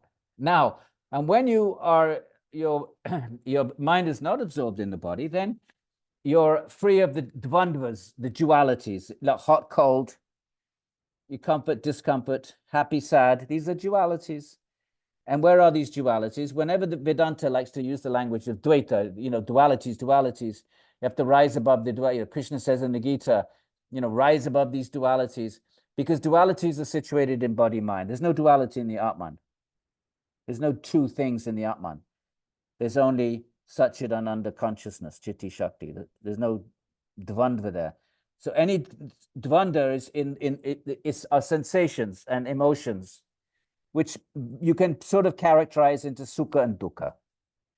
They're either pleasant or unpleasant. Obviously, the shades of gray, but to understand gray, you have to understand black and white. So one is not affected by the dvandvas, the dualities. If your body has been trained properly, and it's stiram and sukham, then it's like then you cease to be aware of it. That's why the previous verse says you're kind of ananta, you're absorbed in the infinite, which means you're not aware of the body. Your mind is not moored in the body, and now it's ready to meditate. It's not trapped with the body, and it's not aware of the dvandvas of the body. All right, so therefore now it's kind of it's still in the body, but it's sort of severed its absorption in the body, and now it can be absorbed in the object of meditation. When you're absorbed in the object of meditation, you're not absorbed in the body. So the body is kind of like it doesn't exist. Just like if you're on a water mattress on the ocean, you lose sensation, you lose connection with your body in a good way. So that's all asana is, my friends. If you're doing asana and you're interested in what the role of asana is in the pre-exported tradition, or it came to be commodified into a multi-billion-dollar industry, what was the role of asana? 3 verses out of 198, 12 words. Stiram sukham, 7 words. It's that which helps you sit solidly and comfortably, and you go beyond the dvandvas if you're, it's like ananta, and you're just absorbed in. If you're not absorbed in the body, then you're kind of free of the body. Then what's tethering you? You're unlimited. It's kind of like a feeling of unlimitedness, because you're not limited by the body if your mind is not absorbed in the body. So you're unlimited then. I mean, that's the way that Patanjali's framing it. And there's no effort. No more effort, not when you're sitting. Sit down, adjust your pose, do whatever you got to do. The first 2 or 3 minutes, basta, finished. Khalas. You don't do, that's it. Then you move on. Now you're ready. Now, tasmin sati, when you're all fixed up there, when you're ready, tasmin sati, being fixed in that. When that is accomplished, right? You got it. You're sitting nicely, cross-legged, shoulders back, elongated back. No more effort. Mind is not focused. You're beyond the dvandvas. Tasmin sati. Now you can meditate. If you don't get to that place, the body is kind of out of the way, then the body's going to disrupt your mind, isn't it? Then your mind's not going to be able to be fixed on your mantra. Quite straightforward. Nothing mystical. And now you're ready for pranayama. Right? The prana, ayama, the movement of the prana. 5 pranas, 10 pranas. Depends on, which pranas you're talking about. Sankhya talks about the 10 pranas. Behind each of the indriyas is a prana. The Gyan Indriyas and the Karma Indriyas is 10. Classical, but usually we think of these 5 pranas, Udayana, etc. So now what is pranayama? What is this movement of prana? What gati vichedaha? You interrupt its movement. You consciously, gati, the movement, vichedaha, you break up the movement. What of the shvasa and the prashvasa of the incoming and outgoing breath. So you elongate it, you stop it, you block it. How do you block it? Let's read the next verse. How do you gati vichedaha? How do you interrupt the movement of the svasa and the prashvasa of the incoming and outgoing breath? What does that mean? But notice the first word, tasmin sati. When you're situated, you're fixed up in your asana. Then you move on to pranayama. And there's a discussion about in the commentators, do you do these sequentially or can you not do them sequentially? And some say you have to do them sequentially, and some say you don't have to do them sequentially. If you look at the bhakti sants, the saints, they have their japas, they're not doing this, they're all slouched over. The Iyengar people would have a heart attack if they saw the Babas in Vrindavan. Or Babas in Vrindavan, if you come to Vrindavan, they're all sitting all, mumbling their mantras. They're not doing Iyengar yoga. So Bhakti's going to say, oh, we're not interested in all this bodily stuff. What do we care about that? We fix our mind on Bhagavan. We don't have to do all this mechanistic stuff. That's for the Gyanis. So they have terrible posture, and they could probably do with a lesson or two from the Iyengar people. I'm sure that would benefit. I do Iyengar yoga in the ashram, and one of them said to me, "What? This is all bodily, bautika." I said to him, "Hari Babaji, when you get sick, you start crying, you go crying to the hospital. Don't be telling me that this is bautika." And he laughed. I said, "Yeah, it's material. Well, what happens when you get sick? You go crying to your mama." So there's a place for Iyengar yoga. Even the Babas have to concede that. Okay, so it's true. He got really sick once, and he was talking about his mother. He hadn't seen her for 45 years. All right. So then, what is this pranayama? It is so it's the gati vichedaha. You interrupt the breath of the svasa and the prashvasa, the incoming and outgoing. Now, how do you interrupt it? Vritti, notice the word vritti here, because breath is like a revolving. So we have the vrittis here. They're not mind vrittis, they're prana vrittis. So bhaya abhyantara stamba. So external, internal, and restrained. So you can control the out breath, the in breath, or you can just restrain it, right? You can breathe out, you can breathe in, and you can restrain it. And how else? So we're talking about gati vichedaha. Pranayama is gati vichedaha, is the interruption of the breath. That's the sort of a common denominator of pranayama. Pranayama is gati vichedaha. It's the interrupting of the breath of the shvasa and the prashvasa, of the incoming and outgoing breath. Okay, so the next verse is going to say, well, what does that mean? Gati vichedaha. How do you break it? How do you gati vichedaha? Well, you gati vichedaha, but the vrittis. You're interrupting the vrittis. Remember, vritti means a revolution, a revolving. So how do you interrupt it? Well, you can interrupt it out. You can breathe out and hold it, breathe in, or you can just hold it. And how else? What else? Well, desha. You can interrupt it in a place. You can interrupt it in the chest. You can interrupt it in the throat. You can interrupt it up the top of the head. You can interrupt it in the belly. These are deshas, places. And how else do you interrupt it? Well, kala, you interrupt it for time. You say, okay, breathe in for 10, count of 10. Or, they would count time like this. There are different ways of counting time, rubbing the kneecap. And there are different ways of demarcating time. That's kala. So the teacher, so they would say, okay, breathe in on 20. So you breathe in on 20, right? So whatever your system is, and you have to hold it. And they had these systems of kala, and sankhya means how many repetitions do you do? So you do 10 rounds, 3 rounds. Breathe into the chest, hold, incoming, hold for 16, exhale for 10. Breathe in. I'm making up the numbers. And this is how you gati vichedaha. You gati vichedaha. Outward breath, inward breath, restrained breath, the vrittis. You gati vichedaha in terms of the desha. Where are you going to vichedaha the gati? Are you going to interrupt the movement in the stomach? That's the desha. In the chest, that's the desha. How long are you going to gati vichedaha? That's the kala. And how many rounds of sequencing are you going to gati vichedaha? Okay. And then this is it. Paridrishto. That's how you do it. And it's dirga and sukshma. It has to be subtle and fine.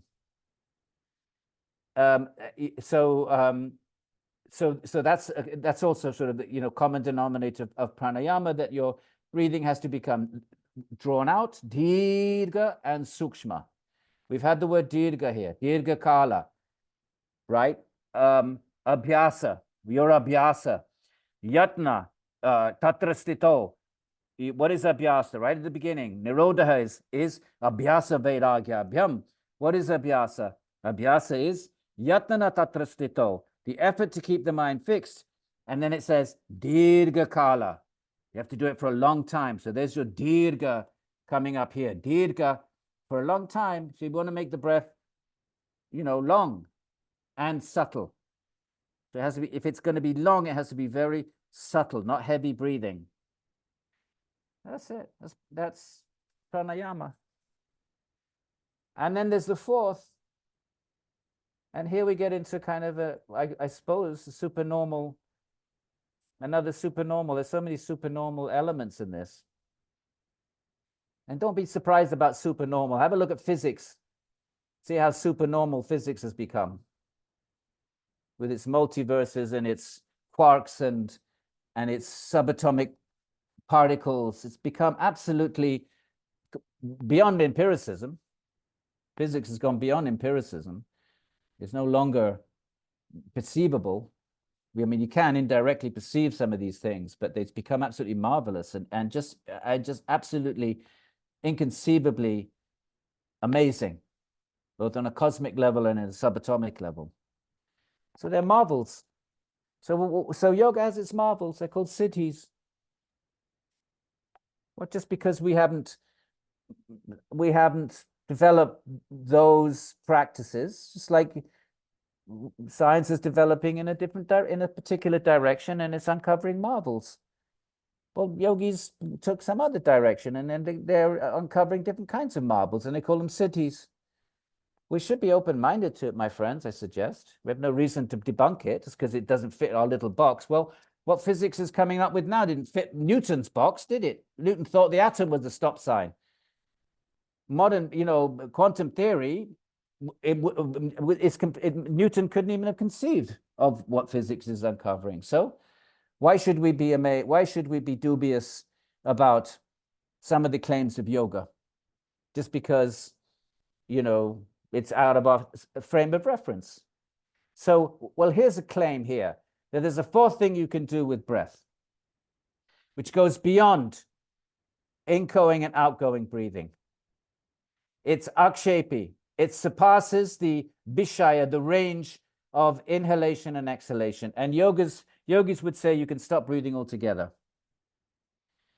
And the Buddha claimed he had attained this. Everyone accepts this, all the traditions, that you can basically, I think of it as like, bears hibernating. Don't they really slow down their breathing? I would imagine. But anyway, and there are stories of yogis being buried alive, even in the colonial period. We actually have reports that that yogis being buried alive.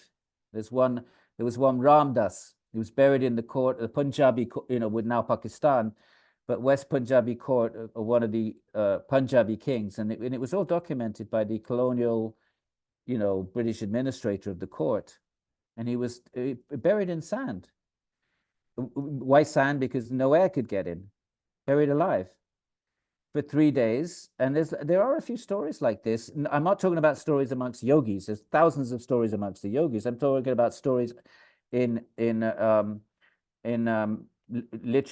documents that are written by outsiders that wouldn't a priori believe it in the first place. They wouldn't be disposed to it. In fact, the opposite. They would start off not believing it. And the yogi was, 3 days, he was pulled out and he reactivated his breathing. So this sort of thing could certainly be subject to scientific scrutiny, as we understand science. So there's the fourth. So the first is inhalation, then there's exhalation, then there's retention. So what's the fourth? What else can you do with the breath? Well, you can stop breathing altogether. And that surpasses the limits. So vishaya akshepi goes beyond the range of exhalation, inhalation. And from this pranayama, when you do pranayama, the mind becomes sattvic. Prakasha is the word for sattva. Remember, we had it before. What is the scene? Prakasha kriya sthiti. Remember, we had the word prakasha. It's a synonym for sattva. Where did we have that? Here we had. Where is the scene? Here, verse 18. Prakasha kriya sthiti shilam. What is the scene? It has the nature of light, action, and solidity. That's just a set of synonyms for sattva, rajas, and tamas. So there's your prakasha. It means light. And when the mind is sattvic, it's luminous. It's luminous. So it illuminates things clearly. You see things clearly. And it's reflective. And therefore, it can, in asmita samadhi, it can even reflect the Atman back to itself. So therefore, from pranayana, the mind becomes sattvic. Right? The way he puts it is this. He says, from this pranayama, kshiyate prakashavaran, the covering of sattva is removed. That means the rajas and the tamas is removed. My friends, we've only got 4 more sutras. And then we part company until we do chapter 3. I don't know when that will be. But we will do it. We said we would do it, and we would do it. But let's take a break for 3 or 4 months. And meanwhile, we'll start Sanskrit. And I'm pretty, I don't know, I'm probably mad doing this, but why not? So, all right, that's pranayama. Okay, so then kshiyate is weakened, the covering of sattva. So in other words, if the covering is weakened, what does that mean? That sattva can shine forth. Why do you want sattva? Because only sattva is conducive to ekagrata, fixing the mind. Rajas, by definition, is agitation. That's what rajas is. Desires agitate. And tamas is stifling. It covers, but in a bad way, though. Right? And now the mind becomes yogyata. Now, finally, we're ready for dharana. We're trying to fix the mind. Dharana is to fix. The word dharma is the same root. Dra. Dra is that which upholds, which fixes. The dharma is that which upholds the universe. You know, we think of dharma as duty. Well, that upholds civic order. Yeah, dharma in the sense of duties upholds civic order. So your varna and your ashram, your varnas uphold civic order, and your ashramas uphold the stages of your life. They uphold it so that it's channeled in a way that's beneficial for your ultimate liberation, moksha. So dharma, dra, is that which sustains. So here it's being used to sustaining the mind on one object, fixing it, dharana. So now the mind is yogyata, ready.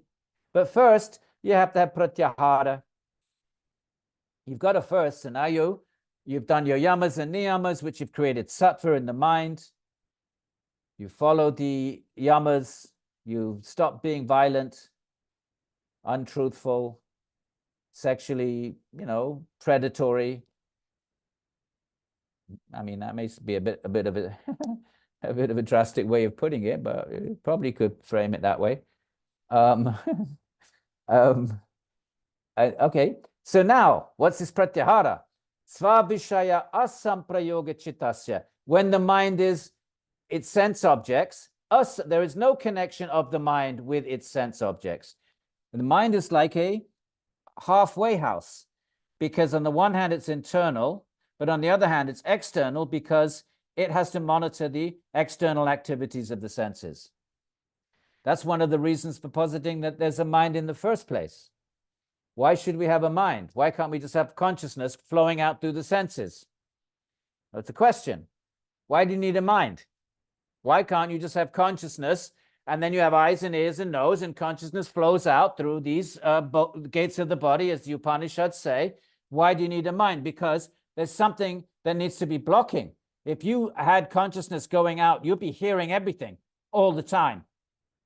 Right now, I'm sitting next to a main road. If you stop for a minute, now stop, now listen. You probably hear your refrigerator buzzing in the background. You probably hear noises from your garden. Do it. Just take a second and pay attention to background, whatever it is in wherever you are. There's got to be some background noise. Now, why weren't you aware of that before I said that? Was the noise not there? Of course it was there. So why did the sound vibrations not hit your ear drums? Of course they did. Then why do you hear it now and you didn't a minute ago? So they're by inference, then Nyaya and these schools that are interested in this kind of thing would say there has to be a internal organ that's blocking out irrelevant, white noise, blocking it out, and only, reacting. Now, if you had a huge noise and explosion, then if you had an explosion, then your mind would, okay, now it needs to pay attention. So they would infer that there must be an organ that is monitoring sensory input and only presenting to the intelligence, buddhi, whatever it needs that urgently requires attention. There must be an instrument, and that's how you posit that there's a mind. If you didn't have a mind, number two, if you didn't have a mind, what would stop your consciousness would hear everything in the whole planet. All the sound vibrations of the planet would pour into your ear. Karmically, you're not entitled to that. Karmically, you're only entitled to hear. Your senses only act in a limited way. Dogs can smell further. Different bodies have different sensual reaches. So their minds are allow different kind of range of perceptions. If you didn't have a mind, you would be, to the extent that your ears were working properly, if you had no mind, you would hear, what would stop you hearing every sound on the planet? Smelling every smell on the planet. Or certainly massively elongated. So therefore you posit there must be an organ that is filtering and monitoring. And why did we take that little chittavritti? Because, pratyahara. There is the asamprayoga, the not connecting of its sense objects. The mind has the 5 sense objects. Another login. Of the mind, and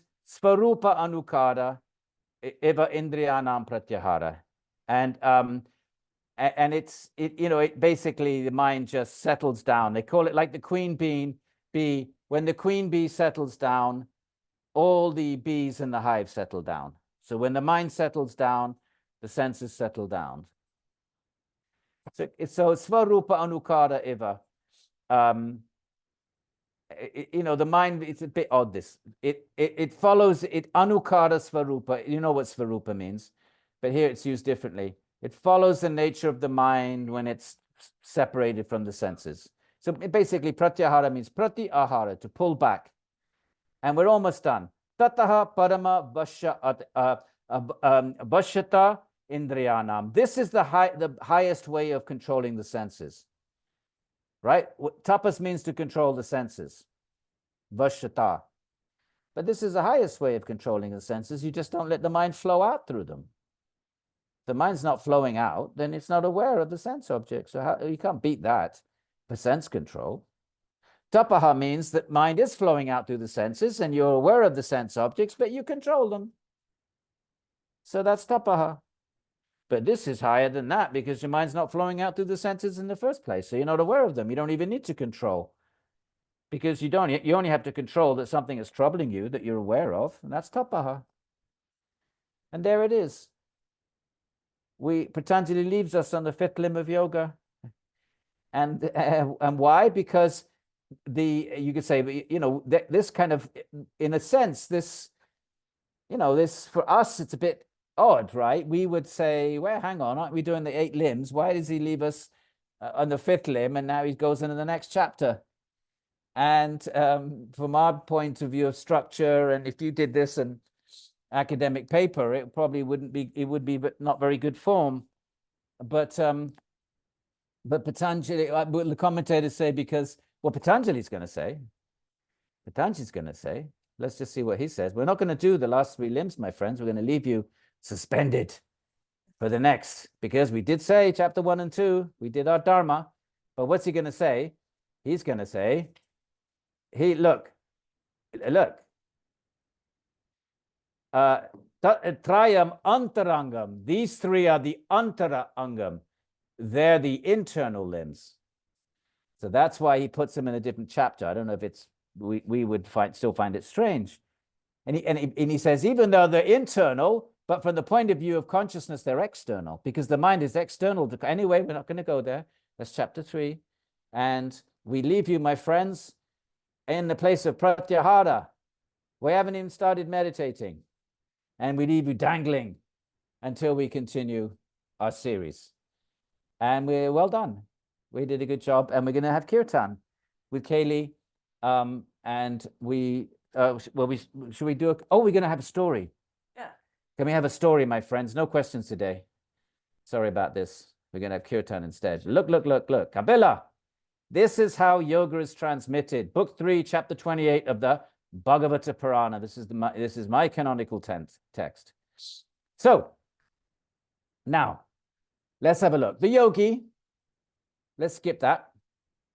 Yeah, no, we're going to see a lot of overlap. The yogi, as a result of the supreme dissolution of the mind, becomes situated in the wonders of the Atman. That's the Sarupa Vastanam, right? When you Chittavritti Nirodha, you see here he's using more poetic language. The Puranas are much richer, beautiful language is used. Attaining the nature of the higher self, right? The higher, because the Atman is the higher self. The yogi realizes that the cause of the experiences of the mind. Okay, skip that. Right. How do you prepare? Verse 2. Let's do it. It includes, right? These are like the yamas and niyamas, preliminaries. But the Bhagavatam is going to stress dharma as well. Performing one's dharma to the best of one's capabilities. Refraining from adharma, contentment. There's your what is it? Aparigraha. Contentment with what is obtained by providence. What my karma has given me this much, content.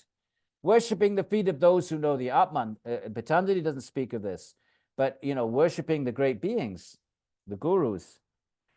Now, giving up mundane dharma, which is dharma for the bhoga, to seek pleasure. Attraction to the dharma of liberation, that's klishta and aklishta.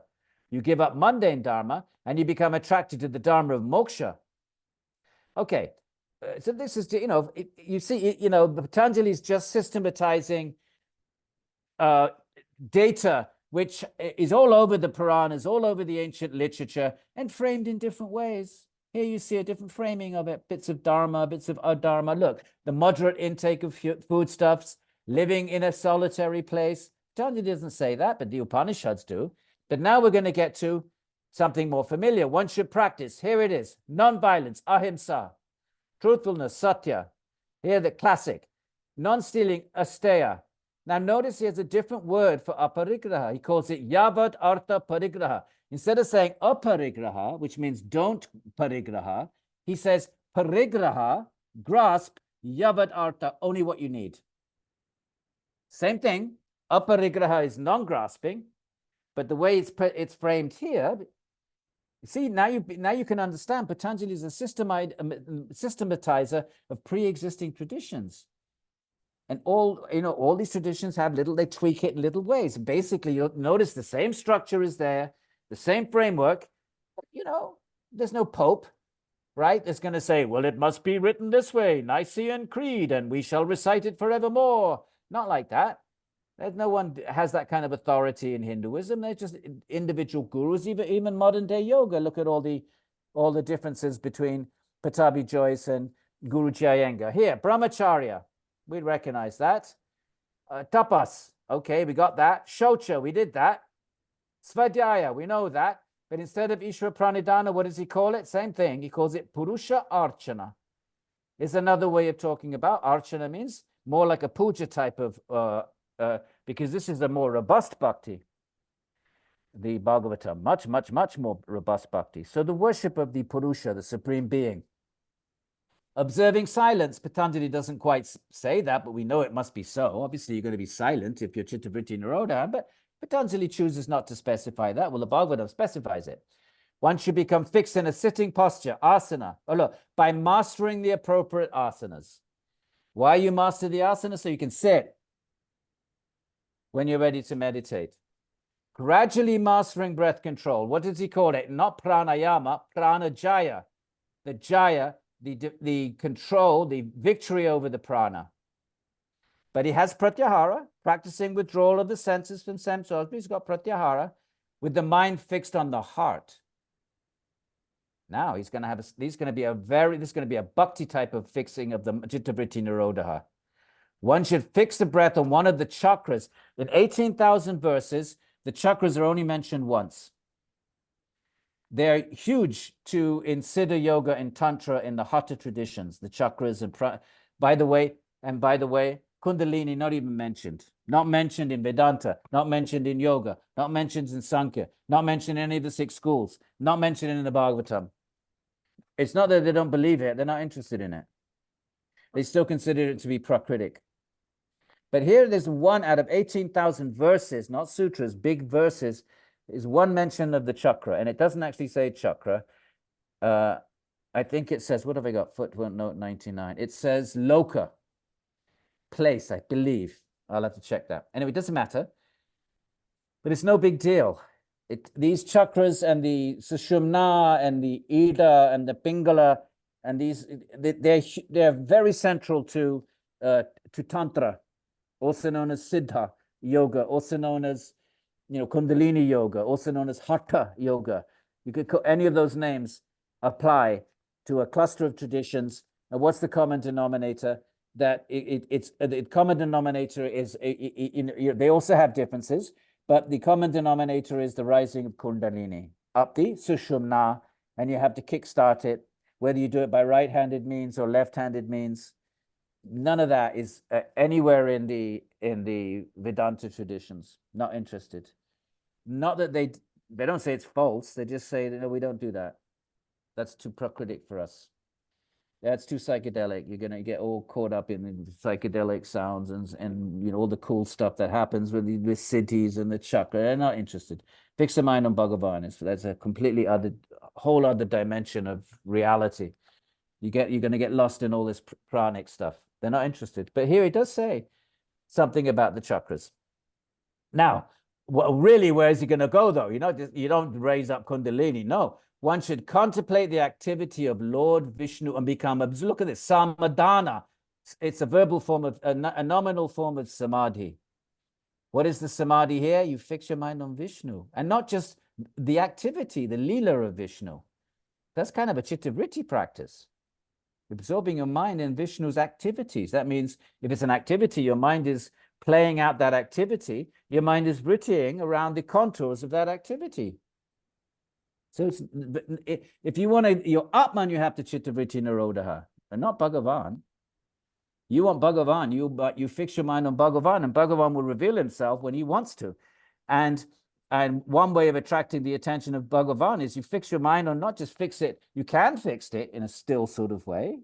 You can do japa, and that is also part of bhakti, but you can also absorb the mind in the leelas. What are the gopis? When Krishna actually appears, and only the greatest bhaktas get to live in the village with, you don't just randomly take birth in the little cowherd shelter where Krishna is herding the cows. You think you just randomly take birth like that? They tell you, the Bhagavata says, his mother did tapas for 10,000 years, eating leaves. So then you take birth as a gopi with Krishna as a cow. And what are they doing? They're not doing chitta-vritti nirodha. Their minds, but the whole time their minds are thinking, when Krishna's out in the forest with the cows, the gopis are in the village, they're left behind there. All they're doing is thinking about Krishna. Their minds are vritting, but so it's a different kind of nirodha. It's not a total close down of the mind, but it's a nirodha that the mind is only thinking about the activities of Bhagavan. It's a different kind of practice, my friends. Bhakti yoga. And we get a glimpse of it here. So therefore, so by these and other processes, alert with controlled breath, one should gradually fix one's mind. Okay, now we're going to get to more of a Patanjali in this particular section. This is the Sankhya section, by the way, of the Bhagavatam. Kapila is the founder of Sankhya, and in the Bhagavatam is an incarnation of Vishnu.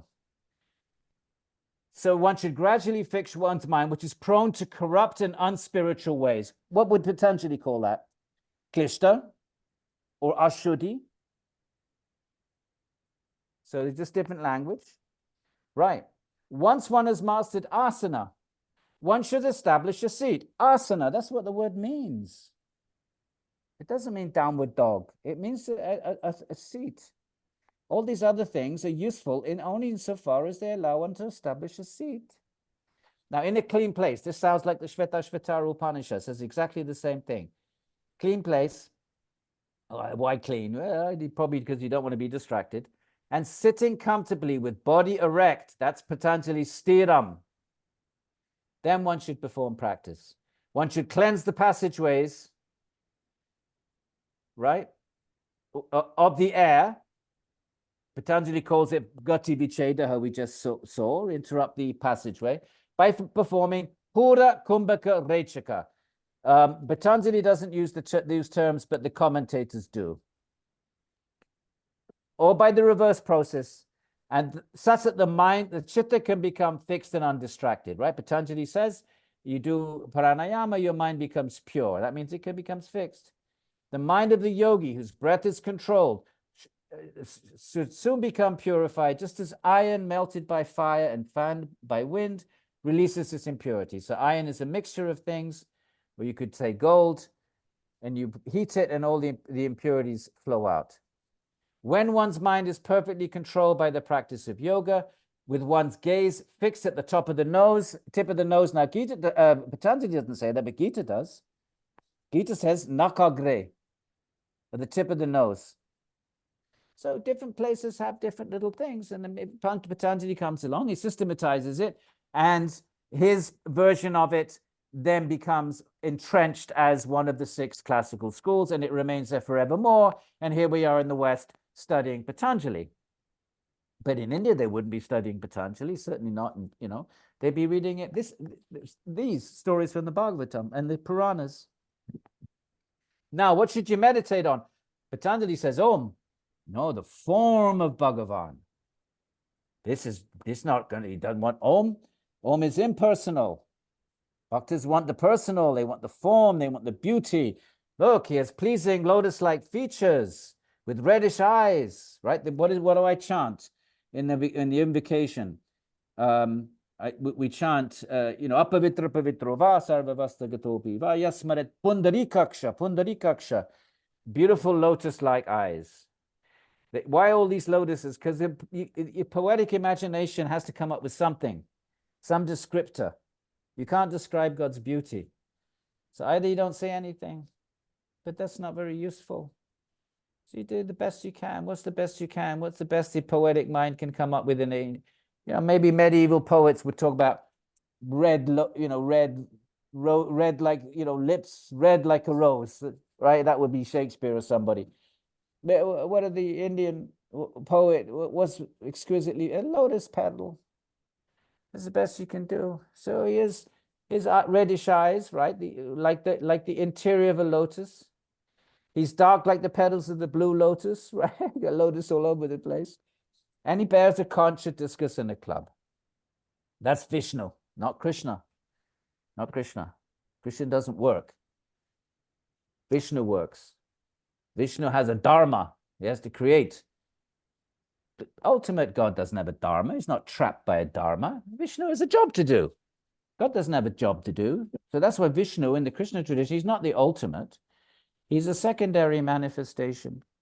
Krishna is just exchanging love. God just plays and exchanges love. That's Krishna. Well, this is Vishnu, because Vishnu has got a conch, a discus, and a club. Then you know it's not Krishna. Krishna has a flute. Why does he have a flute? Right? A conch has a function, a dharma. A discus has a function, right? You kill bad guys. Club, you kill the demons. Right? Well, flute is just, what do you do with the flute? You just have fun. You play the flute, and you friends, you call the calves. The gopis listen for the flute, and they go mad, and oh, Krishna's coming. So the flute it doesn't have a job to do. It's just an extension of God's joy and bliss. That you pick up a bamboo. It's the most simplest form, instrumental form, and you make a hole in it, and so flute. So anyway, his shiny silken garments are yellow. So you notice that the pictures, Krishna and Vishnu also have yellow garments. What else? You look at the posters, you'll see all of this. He has a jewel around his neck. Now, next time you see a picture of Krishna or Vishnu, you'll see all of this. The artists that paint those pictures, they're not just painting them, they're reading this, and then their paintings reflect what they're reading in these texts. So they have some artistic, creative license, as long as they follow these basic contours. Right? They have to have a yellow jyoti, otherwise they're not following tradition, and then they're not painting Vishnu anymore. Vishnu reveals himself, Krishna reveals himself, and that revelation is captured in words by the poets, and it's captured in music by the musicians, and it's captured in art by the artists. So if they're trying to capture God, then you have to capture God in the way he reveals himself. If you start doing a red dhoti, well, then that's not the revelation of God. Then you go off and do something else. Then you're being a creative artist. That's fine, but it's not God as God reveals himself in these traditions. So on it goes. He has these necklace, bracelets, helmet, His hips are adorned with a beautiful girdle. And you read this and look at your picture, your Krishna art, and you'll see all of this. He's seated in the lotus of the heart. The devotee can see him in the mind. When it says the heart, it means the mind.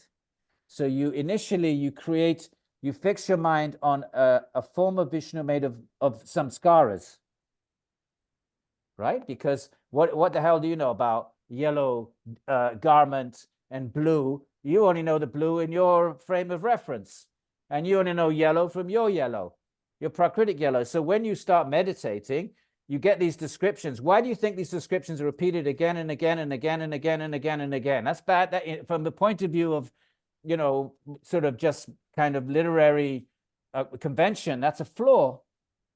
Repetition is a flaw unless you want to emphasize something. But the Puranas, when they describe Krishna and Vishnu and Shiva and so forth, they repeat the same again and again. Why? Because you have to memorize every single detail. And why do you do that? Because when you sit down and close your eyes, you have to make that form out of your samskaras.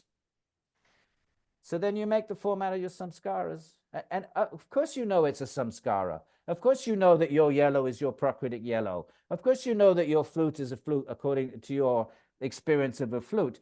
But if you concentrate the mind and with pure devotion and humility and surrender, then when God wills, he manifests in that samskaric form, and the samskaric form dissolves, and you actually see the Brahman form. Same happens with the deity in the temple. Everybody knows it's made of marble. But every single temple in India has a story about some 16th century saint or 9th century saint. The deity got off the altar and danced with the saint, or went for a walk with the saint, or played hide and seek with. There's not a temple in India that doesn't have a story like that. But what causes that to happen is bhakti. That's the magnet. Bhagavan is attracted to the bhakti, the love. And then Bhagavan will break through these prakritic, whether the marble in the deity or the samskaras of your mind, and manifest in the Brahman form, which is made of pure condensed consciousness, not made of prakriti. Well, we'll finish up and then we'll do kirtan. And then we'll just go over here, read here. Verse 17, he's eternally gorgeous to behold. Eternally. These forms are not temporary. They manifest in time and space, but they're eternal. They are beyond time and space. Time is the movement of matter. Time begins at Big Bang. But beyond that, there's no time. So anything beyond that is atemporal. So Brahman is beyond that. It's atemporal. So the forms, the Sagun Brahman is atemporal. So he's worshipped by the entire universe. We read the story of Krishna's birth. When Krishna's born, the whole universe is serenading him. The clouds are rumbling. The oceans are making the most pleasant sound they possibly can. They're doing their bhakti. Bhakti means you offer the best you can. So what are you, ocean? What are you going to do? You rumble. What else can you? Can't sing. You don't have a tongue. Well, what can you do? You rumble. What do the clouds do? You harmonize with the ocean. What are you going to do if you're a bee? You can't cook. You're not going to cook a laddu. You're a bee. So you buzz. Bhakti. He has the youthful vigor of the prime of youth and is anxious to bestow his blessings upon his devotees. All right. So this is the Chitta Vritti Nirodha, the 8-limbed process of the bhaktas. The glories of this exalted person are worthy of recitation in hymns, right? Hymns all over every language of the world. And they bring renown to pious people. Once you perform meditation, here you have your dhyana upon the entire form of the Lord. Much more enlivening than just fixing it on your prana, until the mind no longer deviates. So now you're actually doing proper Chitta Vritti Nirodha. The activities of the Lord are always attractive. Therefore, with the mind full of pure love, one should meditate upon him in the core of one's heart, as standing, walking, sitting, or lying down. You could contemplate Vishnu lying down on the ocean, right? And then it goes on and on, all right? And then we jump, right? Let's just quickly, verse 34, right? You meditate on each limb of it talks about each limb. And a person at this point with heart flowing with love for the Lord, you explode now. This is you explode in prema, love, with hair standing on end from ecstasy, because that love, the human body physiologically is not made to transmit love of God. It's made to experience sense impressions. The body is made to experience taste of food, mundane sound and prakritic visuals. It's not made for love of God. So it explodes. The hair stands on end. Chaitanya Mahaprabhu, his limbs become dislocated. His limbs just pop apart from this force of prema. So hair standing on end in ecstasy, constantly overwhelmed with tears, streams of tears of intense love, and so on. Okay, my friends, I had to finish with that because we just did 8 sessions of Chittavritti Nirodha, which for bhaktas is fair enough, but that's not what they really want. And we're going to have kirtan. And you can stay, or if you need to go, you can go. And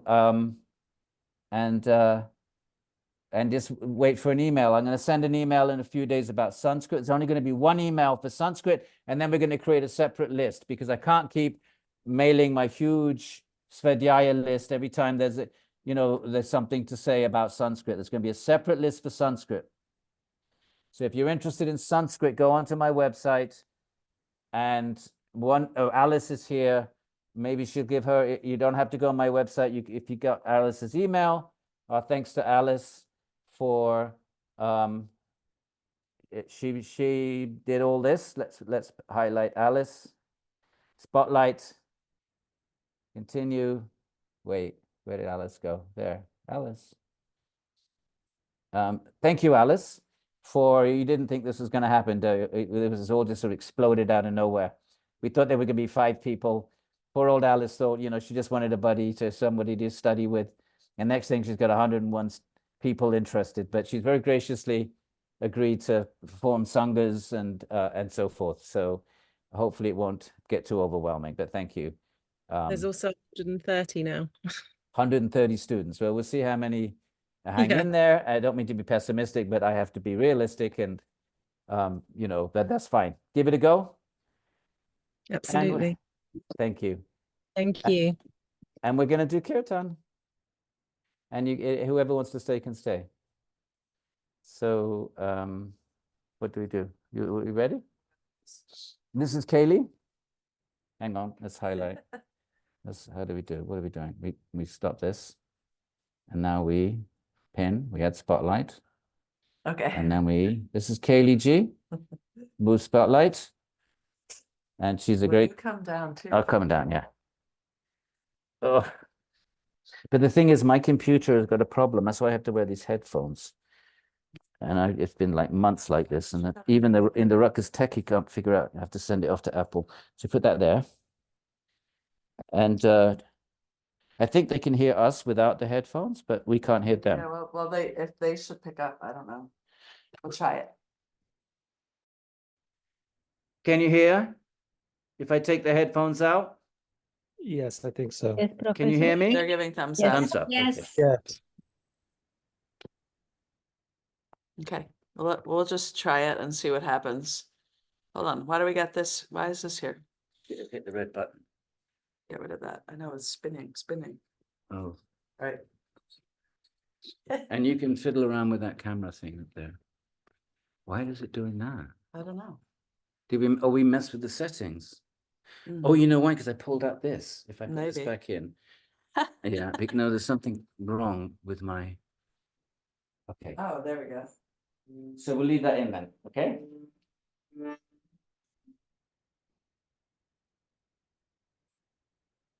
Right, we're good. You can angle it. You can move that thing up. Well, Let's do it a little. we're good. Okay, we'll see if this works.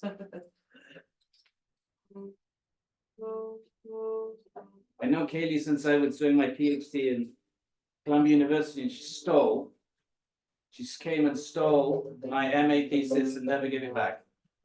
To this day.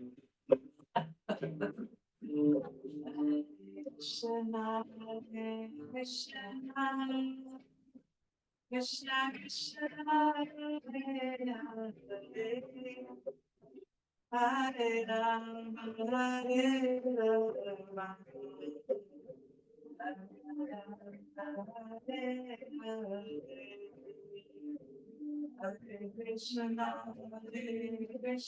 Krishna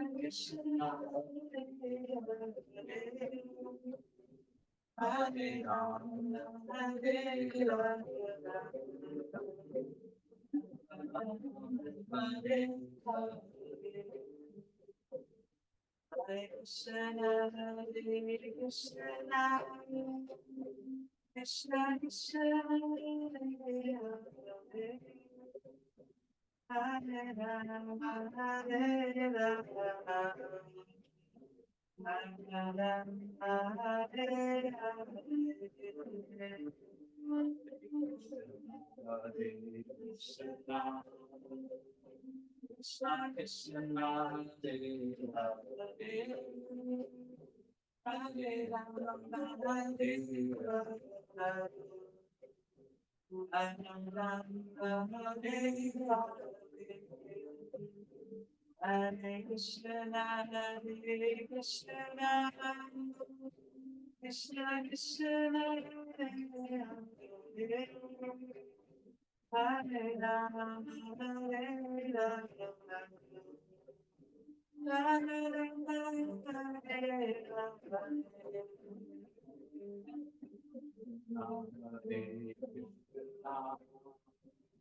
Krishna Krishna Hare Hare Hare Rama Hare Rama Rama Rama Hare Rama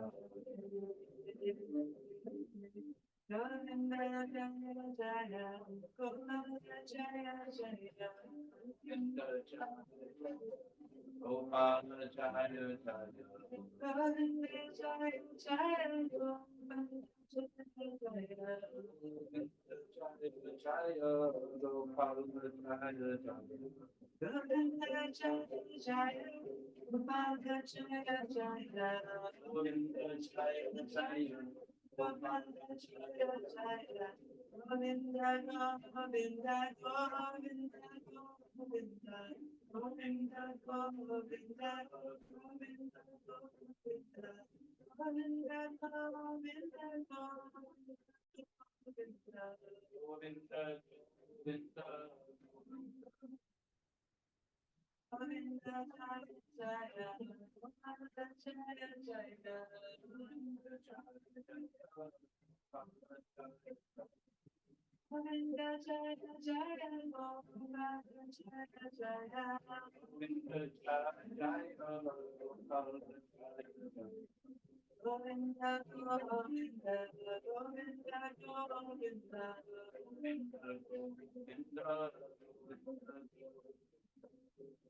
Govinda Govinda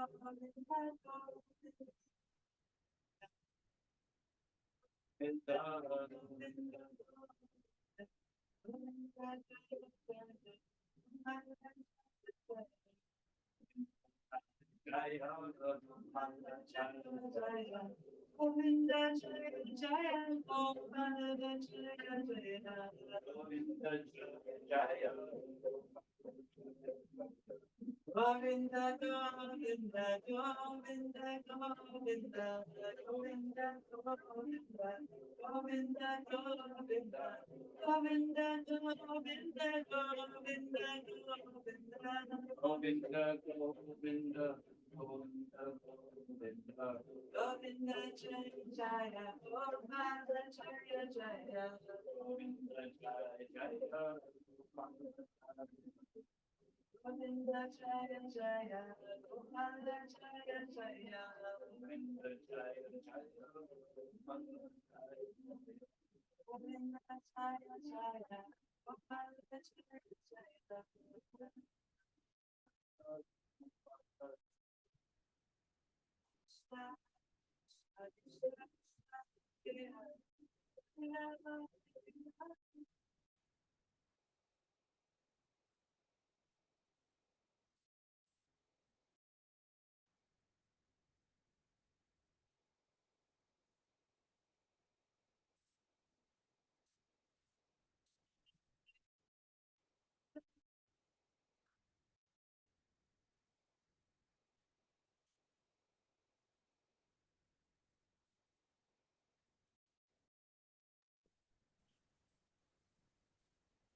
Hare Krishna, Krishna Krishna, Hare Hare, Hare Ram, Ram Ram, Hare Hare, Hare Krishna, Krishna Krishna, Hare Ram, Ram Ram, Hare Krishna, Hare Krishna, Krishna Krishna, Hare Hare, Hare Rama, Hare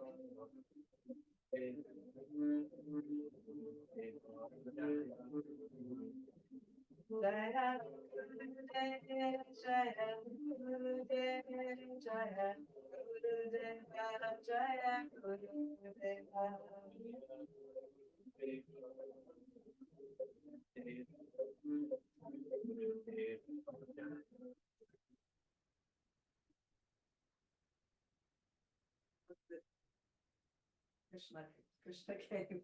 Thank You see? What's that? Now how Radha says Krishna comes as a bee. All right. A bee came and landed on my leg. Good night, everybody. Say thank you to Kaylee. Haribo! Okay. Thank you. And, yeah, we'll be in touch. Thank you. Thank you, Edwin. Little bit of bhakti is to sort of Thank melt down. you. Thank you, Ed. Thank you. Thank you, Sam. Thank you very much. Thank you. Thank you. Thank you so much.